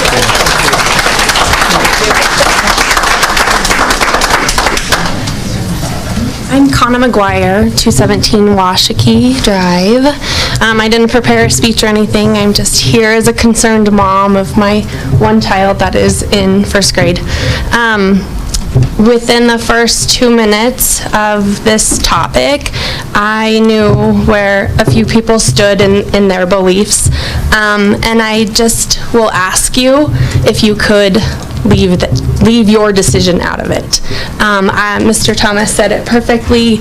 I do believe that it is the parents' decisions to decide what is right or what is wrong for our kids. I'm not here to debate whether you should or shouldn't wear a mask or should vaccinate and shouldn't. You get to choose for you, I get to choose for me. Yeah, so how I feel... So how I feel about the board, and I'm new to this, so maybe putting my foot in my mouth, but I feel like because the rest of us can't be controlled, you're going to try to control our kids. And each individual company that we work for, they can choose, to mandate and whatnot, and we have choices to choose for ourselves if that's who we want to work for. But what I'm saying is, I don't believe that it's fair to us and our children to have a board decide what is right or wrong for our kids.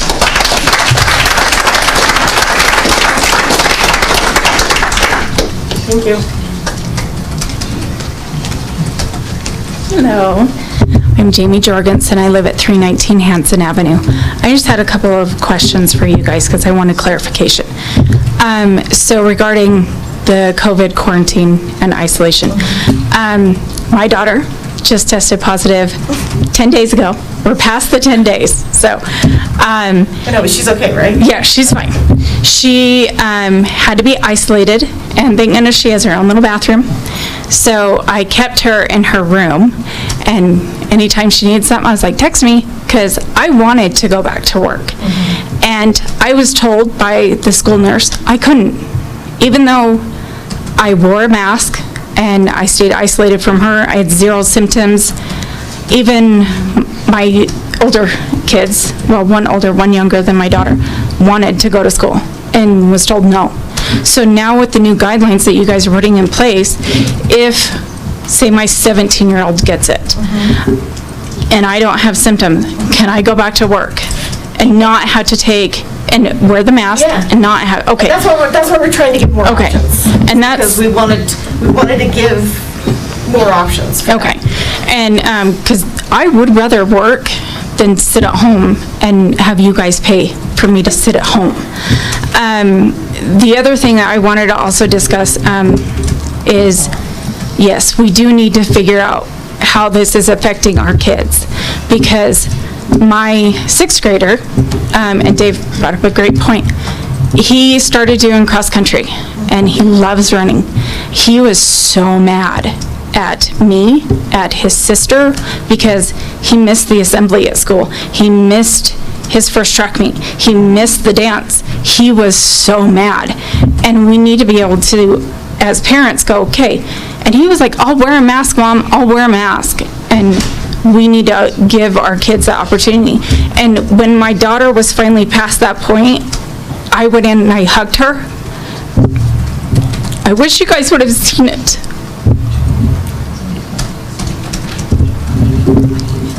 Sorry. We get it, Jamie. Because she was like, oh my gosh, Mom, this is the first contact I've had with anybody. Yeah.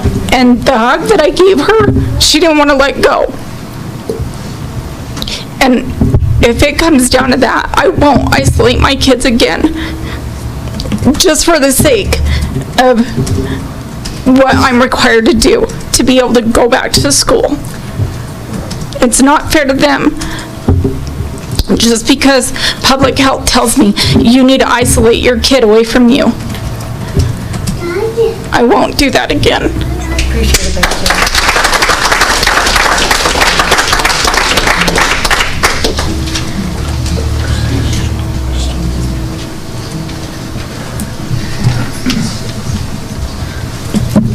Mark Hyatt. Just wanted to kind of express my thoughts about this as well. Oh, 233 Hayden. And the idea here that, I guess I'll let Chad and some others talk about more of the specifics, but I just want to talk about kind of the general, the idea, the principles that we stand for in sense of, you know, there's an epic eternal battle that's been going on from the beginning of time between free will and captivity and risk and safety. And like many people have brought up, you know, this idea of, you know, living in fear and, you know, having this kind of win the day. You know, if this were some pandemic that were killing a huge portion of the population, you wouldn't have this conversation. We'd all be doing whatever we could to keep our, you know, safe. I think this has been trumped up tremendously.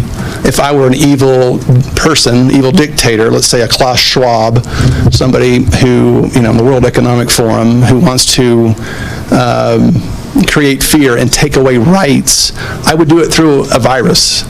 That's what I would do, because we all have fear of that, we don't know, and then, you know, before we know it, we've lost our rights. And, you know, you guys have an important responsibility on a local level to think about these rights that we have, because my granddaddy and all your granddaddies have all gone off to war and fought and bled that we could have the freedoms that we do, and these things will be taken away from us. Once you give them up, they do not come back. If not, it has to be through bloodshed, and that we know that through history. That is something I do know about, is history, and I've studied it quite a bit, and I know how these things play out.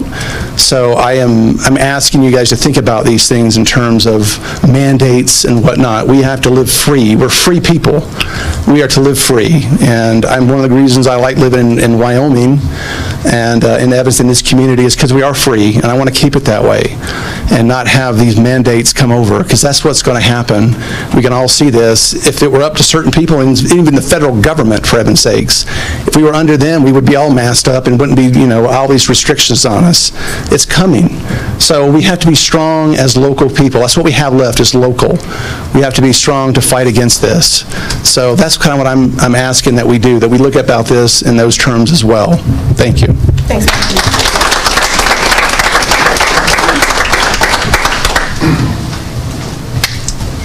Dr. Alan Brown, 320 Burns Avenue.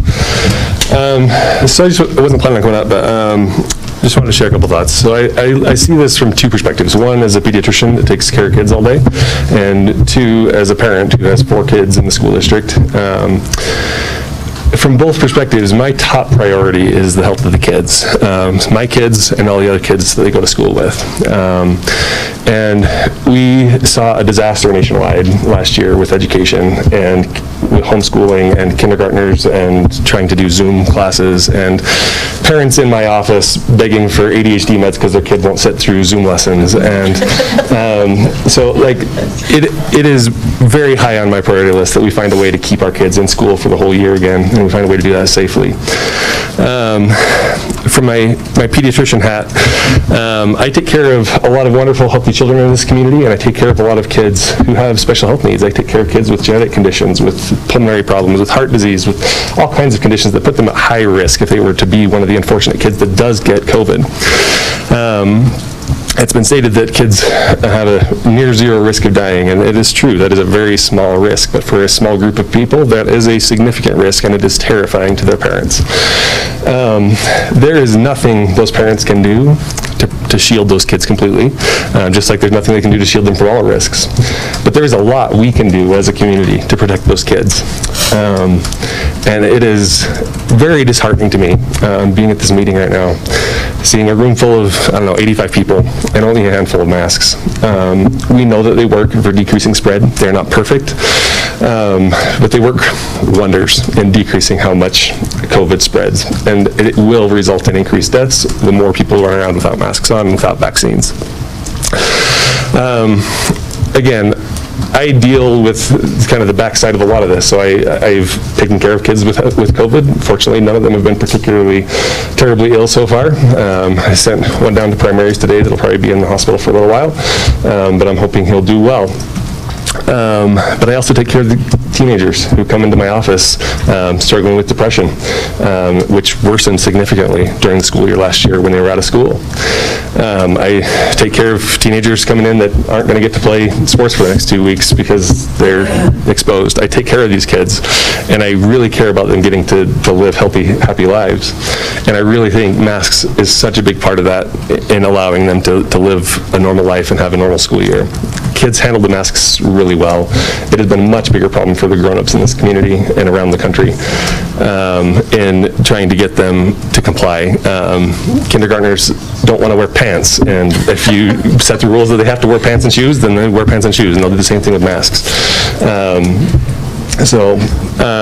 Anyway, I really, one of the things Dr. Brady mentioned was that there's been disinformation on both sides, and I get really nervous when I hear things like that, because I think there has been mistakes made on the public health side, particularly from the national level. I've been really disappointed in some of the messaging and ways things were handled early on in the pandemic, and recommendations have changed a lot, and I know that's confusing for the public at large, but this is a new virus, and we're kind of making mistakes and learning as we go, as we collect new data. But I think there is real danger out there in listening to very unreliable sources and thinking that this is just another cold, because it's not. There's almost 650,000 Americans that are dead today that wouldn't have been without COVID. So anyway, that's all I got for you. Thank you.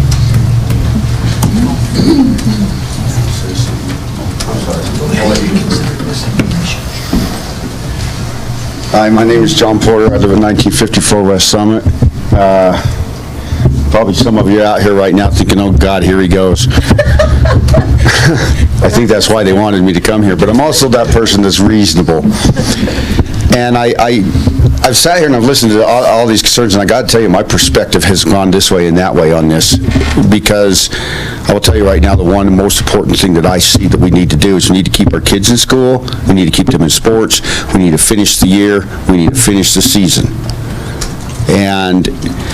But then there's a side of me that gets a little riled up when somebody starts trying to tell me what I got to do all the time, and I think that some of you might have wanted to see that side of me, but that side's not here tonight. All of you out here, I know most of these people up there, and I can promise you this much. They do not see these chairs as thrones.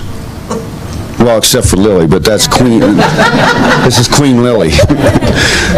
They see them as seats of representation, and those representation is you. So what I want to say is this. Dr. Brady made a great point about everybody owning this misinformation. You'll have to forgive me, I'm a 55-year-old teenager with braces, and so my speaking isn't good. Most of us know a lawyer. Some of you may be a lawyer. One thing that lawyers are known for doing is that they get themselves a expert witness, somebody paid to say what they want them to say. The guy on the other side of the bar will get his expert witness to say what he wants him to say. Well, the media is the same way. We see that. Everywhere we turn right now through this entire pandemic, we've got people just pulling left and right and up and down because nobody knows who to believe. We've got weathermen in a hurricane bracing themselves wearing sports helmets and eye goggles while power workers do cartwheels behind them. If you think sensationalism doesn't exist, watch the weather news. So what I would like to say too is I would like to bring this whole thing back to why we're here. Because we could talk the national thing all we want to. I wish people would get vaccinated. I got vaccinated. I didn't do it so that I could put my mask back on. I will do that when it's necessary. But the reality is that my ability to, I know I can still get it, but I know that I will probably be less impacted by it, and I know that my chances of passing it to somebody else who is vaccinated is pretty nil. My chances of passing it to somebody who is not vaccinated still remains the same. But that was their choice. I will honor their choice, respect their choice, and I would rather they have that choice than be told what they must do. But nevertheless, it is their choice, and I'm not going to alter my behavior because of their choice. I only have one problem with people choosing not to vaccinate, because people have a lot of reasons, and that is this. And if we're all being honest with ourselves, this is what it really is. 90% of the people that don't want to get vaccinated because they don't like the idiots in Washington right now. They don't see eye to eye with them. Had the election in November gone the other way around, those people would have been vaccinated, and the people that are getting vaccinated now would not be getting vaccinated. Let's all be honest with the way this really works. Okay? So let's get back to what we're really here about, and that's the kids and this plan that these folks have put together. Because the other thing we've learned about contact tracing is it's almost like living in the Salem witch trials. It's a roundup. It's a draconian roundup where you are accused of having COVID and you are guilty until proven innocent. I have an employee who had to go in to get his ribs checked because he wrecked on his four-wheeler. The next thing he knew, he was in a hazmat suit in the ICU, then out of the ICU, back for a PRC test, or PCR test, D-test, was out of society for 4 days, and then told, you don't have it, you can go back to work now. So the last 4 days of his life was removed from society, went down as a COVID patient, went down as an ICU patient, and it was all for nothing. And I'm not here to condemn that one way or the other, because, you know, you have to take the precautions you have to do in order to keep people safe.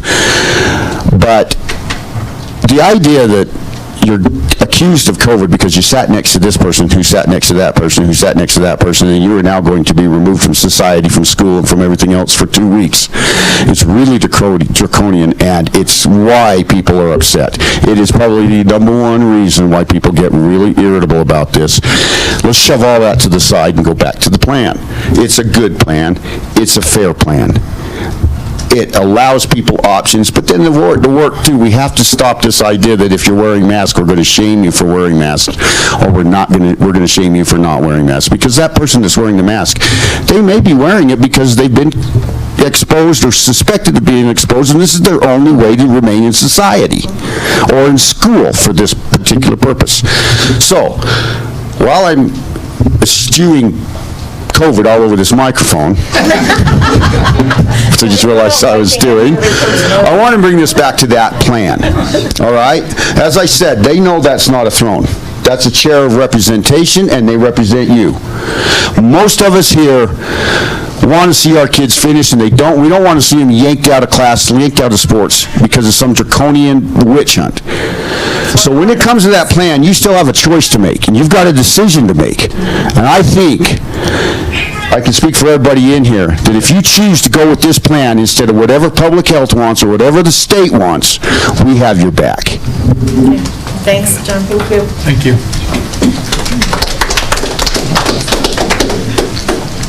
John, I love you, but I don't agree with everything you just said. Most of us have made Deed Ellery 112 Canyon Hollow Drive. Most of us have made a lot of effort in making a decision whether we vaccinate or not, and it's a free country, and I love it. And I appreciate each of your service, and I appreciate the opportunity that we get to be able to voice our concerns. I stand here as a grandfather today, and I had a weird experience the other day. We went camping, and we went to a place where you had showers, which is great. And when I was camping, somebody was singing a couple of songs in the shower stall next to me, and then I started singing some songs that I learned in the 2nd grade, which is pretty remarkable because now I can try to memorize a song and listen to it 1,000 times and my mind won't capture it. But yet I can go back to songs I learned in the 2nd grade and they're right there for me. My point is, it's so important that our kids get the best education that they can. And that's what we're all here for. And I just wonder the moral ethics of sacrificing our kids' abilities to learn and freedoms for preserving maybe the older and the ill people. You know, as a grandfather, I would do anything so my kids could have the best experience and my grandkids the best experience that they can. And that's what this is about. I don't think it's an easy topic, but I think it's important that our kids are at school and we realize that the risk of them dying from this is what Dr. Brady talked to us about and educated us on. We have to remember those things. Thank you. Thanks, Steve.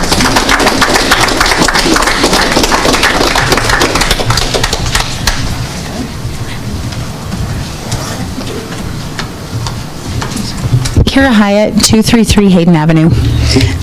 I just wanted to share a couple of things from my own personal experience. So my family got COVID last September, a week, like this very week, and we still are all testing positive for antibodies. Now, I don't know, if they've waned, I don't know all the medical stuff, but my point is that when COVID first started, we were told our antibodies would last for no more than 6 weeks or whatever it was, or 3 months or whatever. Right. So as we follow the science or data or whatever, things change, and I really don't think that people know very much about what we're dealing with. They don't. I don't trust the CDC, and this isn't a place to say that or anything like that, but anyway, I'm just saying that I sub in the schools, so I have a first-hand view of what is going on there, particularly with the masks, and it's disgusting. So you can say that the kids don't mind masks. No, I'm sorry. In my opinion, that is not true. The kindergartners, their hands are up there. They're on the floor in the bathroom. They're on the floor under their desk. Their noses are running them. They sneeze into them. It's gross. So I'm not sure, again, from the medical perspective, if that's better than possibly getting COVID.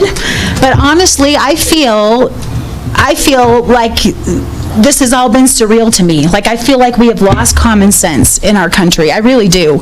And that's fine, but I really, going to the vaccines and the mask mandates, I do not appreciate, like my kids, when we had COVID, I had a son that had a sore throat for a day and missed school for 2 weeks.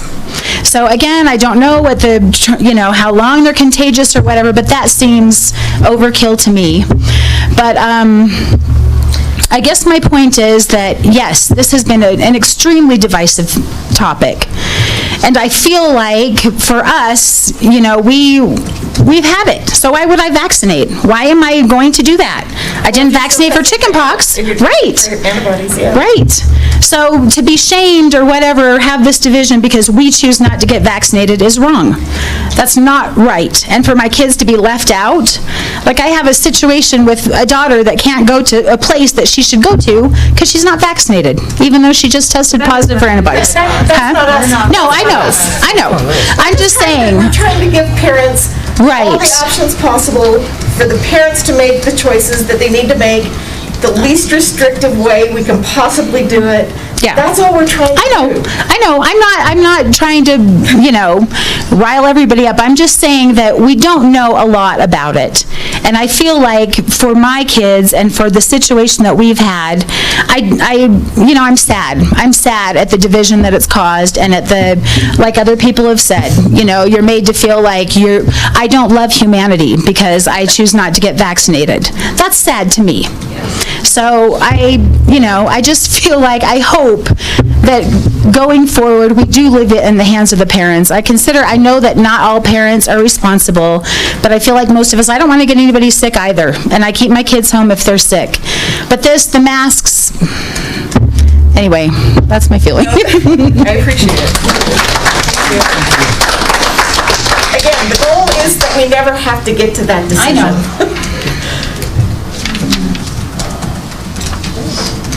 Anybody else? All right.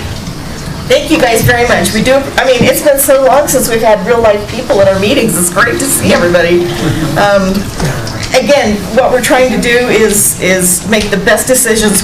We, as your representatives, as John said, we're trying to just do the best we can with the information we have, with the directives that we're given. We do want to keep kids in school and try to give parents every option possible. And, we're doing the best we can, folks. We think we've come up with a good plan, and hopefully this'll work. And our numbers, again, although the transmission rates in the community scare the beans out of me, the school transmission rates are really good. Yeah. We want to keep them that way. So anyway, we are on to our action items. So first on the action items is the personnel. That's approval of a contract, I believe, right, for the nurse? Madam Chair, members of the board, we'd like to recommend that you approve Leanne Morey as a school nurse. She is working half-time, and you can see her salary there. We're very excited to have her. Again, this is paid by Wyoming Department of Health. I submitted a grant, and we got it. So the next extension will also be from that same grant, I hope. Okay. I don't think we have any other questions. We talked about this a little bit. Anybody want to make a motion to approve it? So moved. Second. We have Jenny and Dave. Any further discussion? All those in favor say aye. Aye. Any opposed? Motion carries. Glad to have the extra help. We have our non-discrimination statement, our policy AC, and this is the second and final reading for this policy. We had to update it to comply with federal law.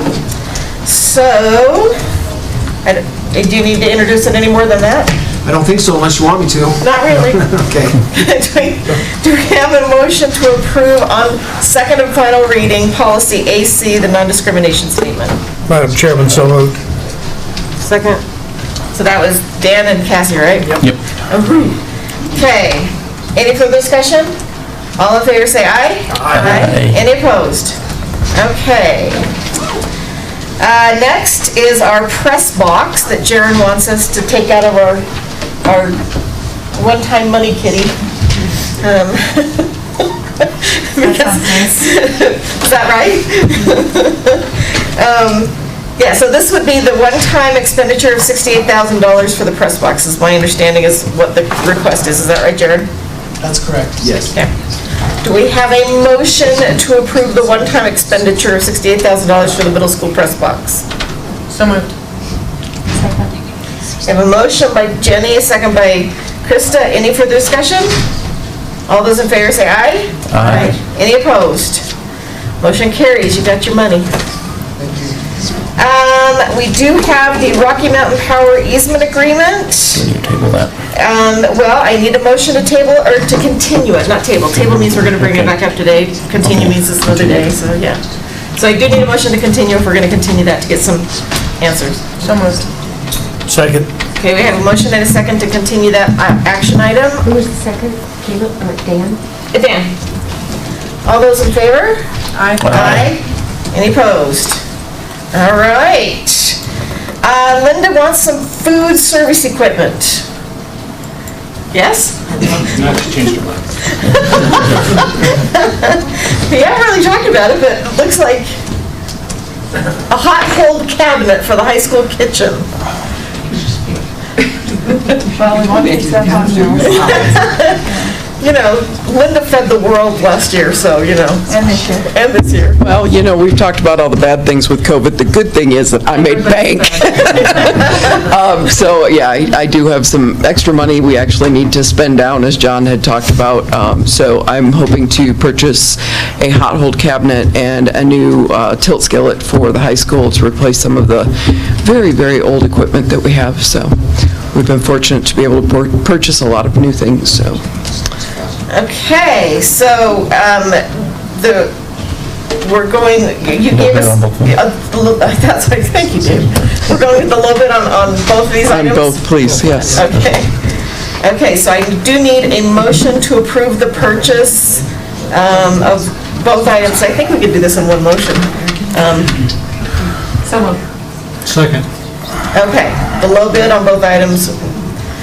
Do we have any further discussion? All in favor, say aye. Aye. Any opposed? You're approved. Thank you for feeding the world. All right, we have our supplemental COVID-19 leave on, and we did, in our discussion items, talk about making some amendments to 3 and 4.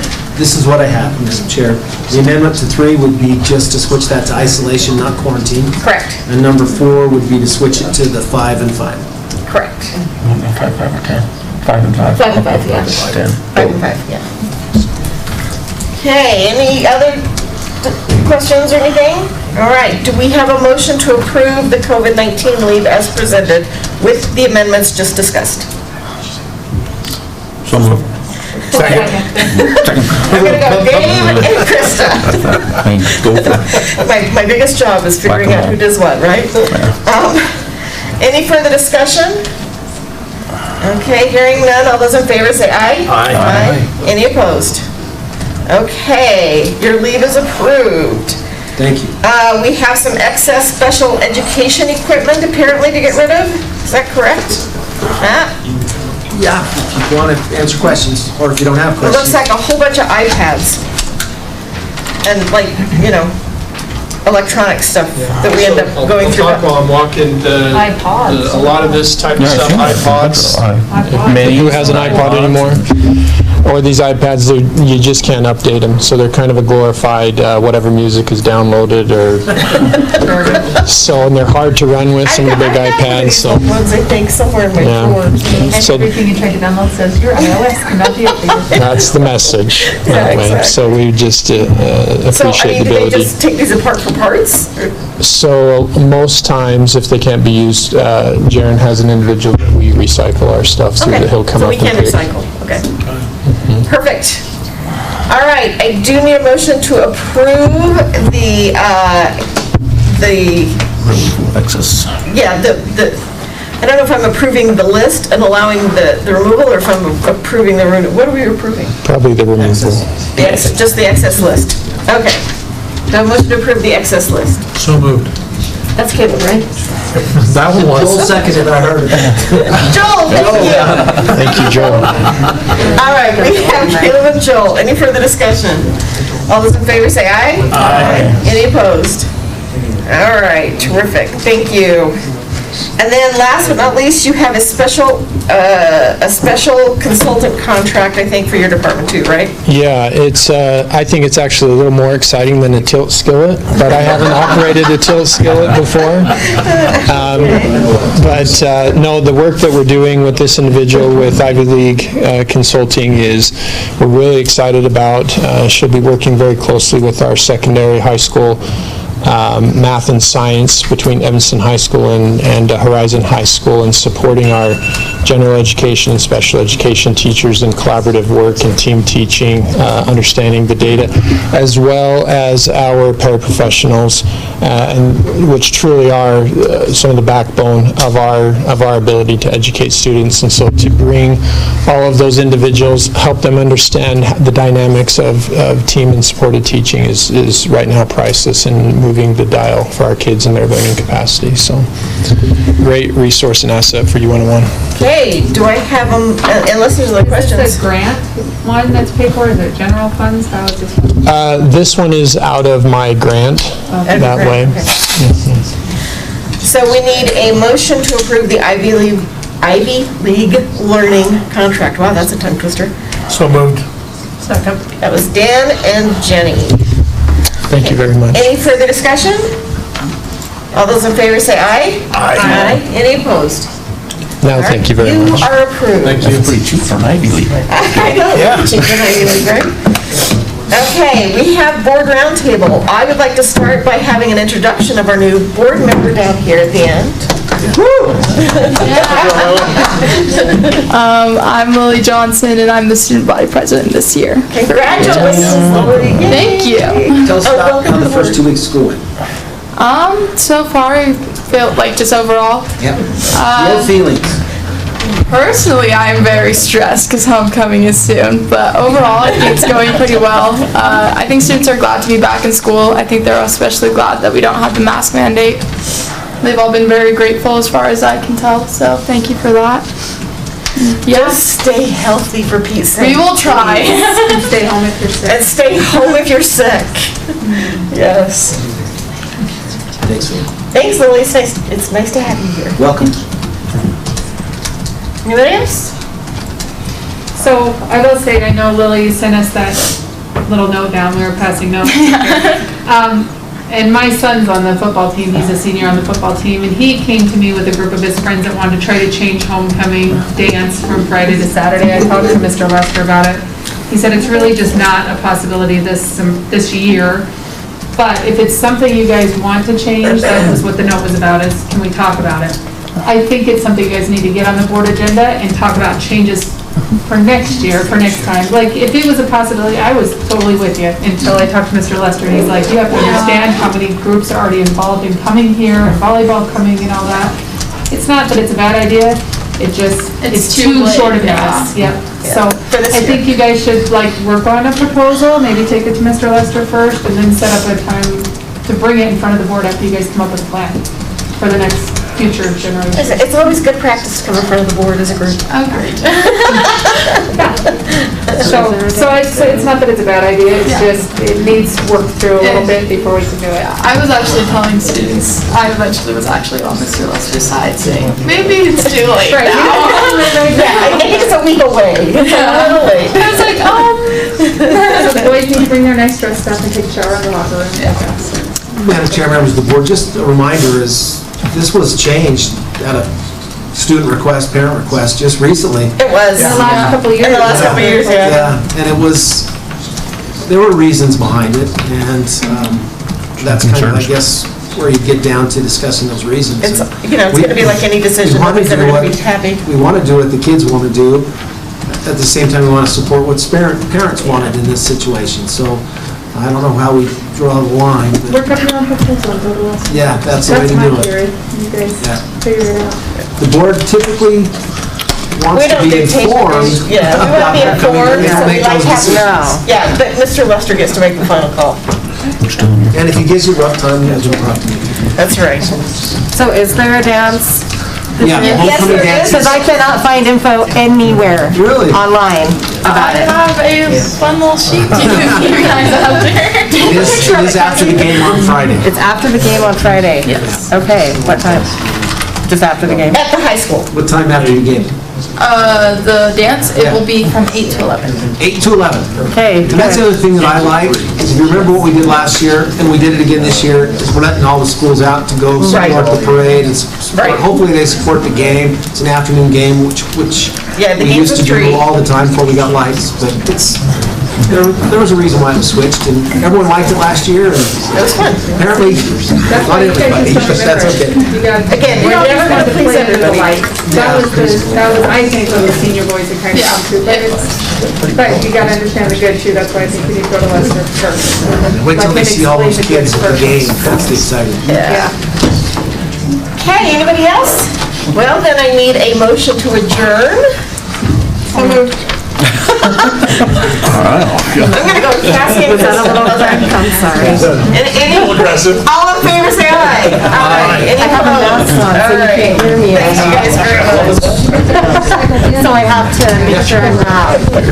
How you doing? Sure good to see you. You're kidding. Hey, Joel. See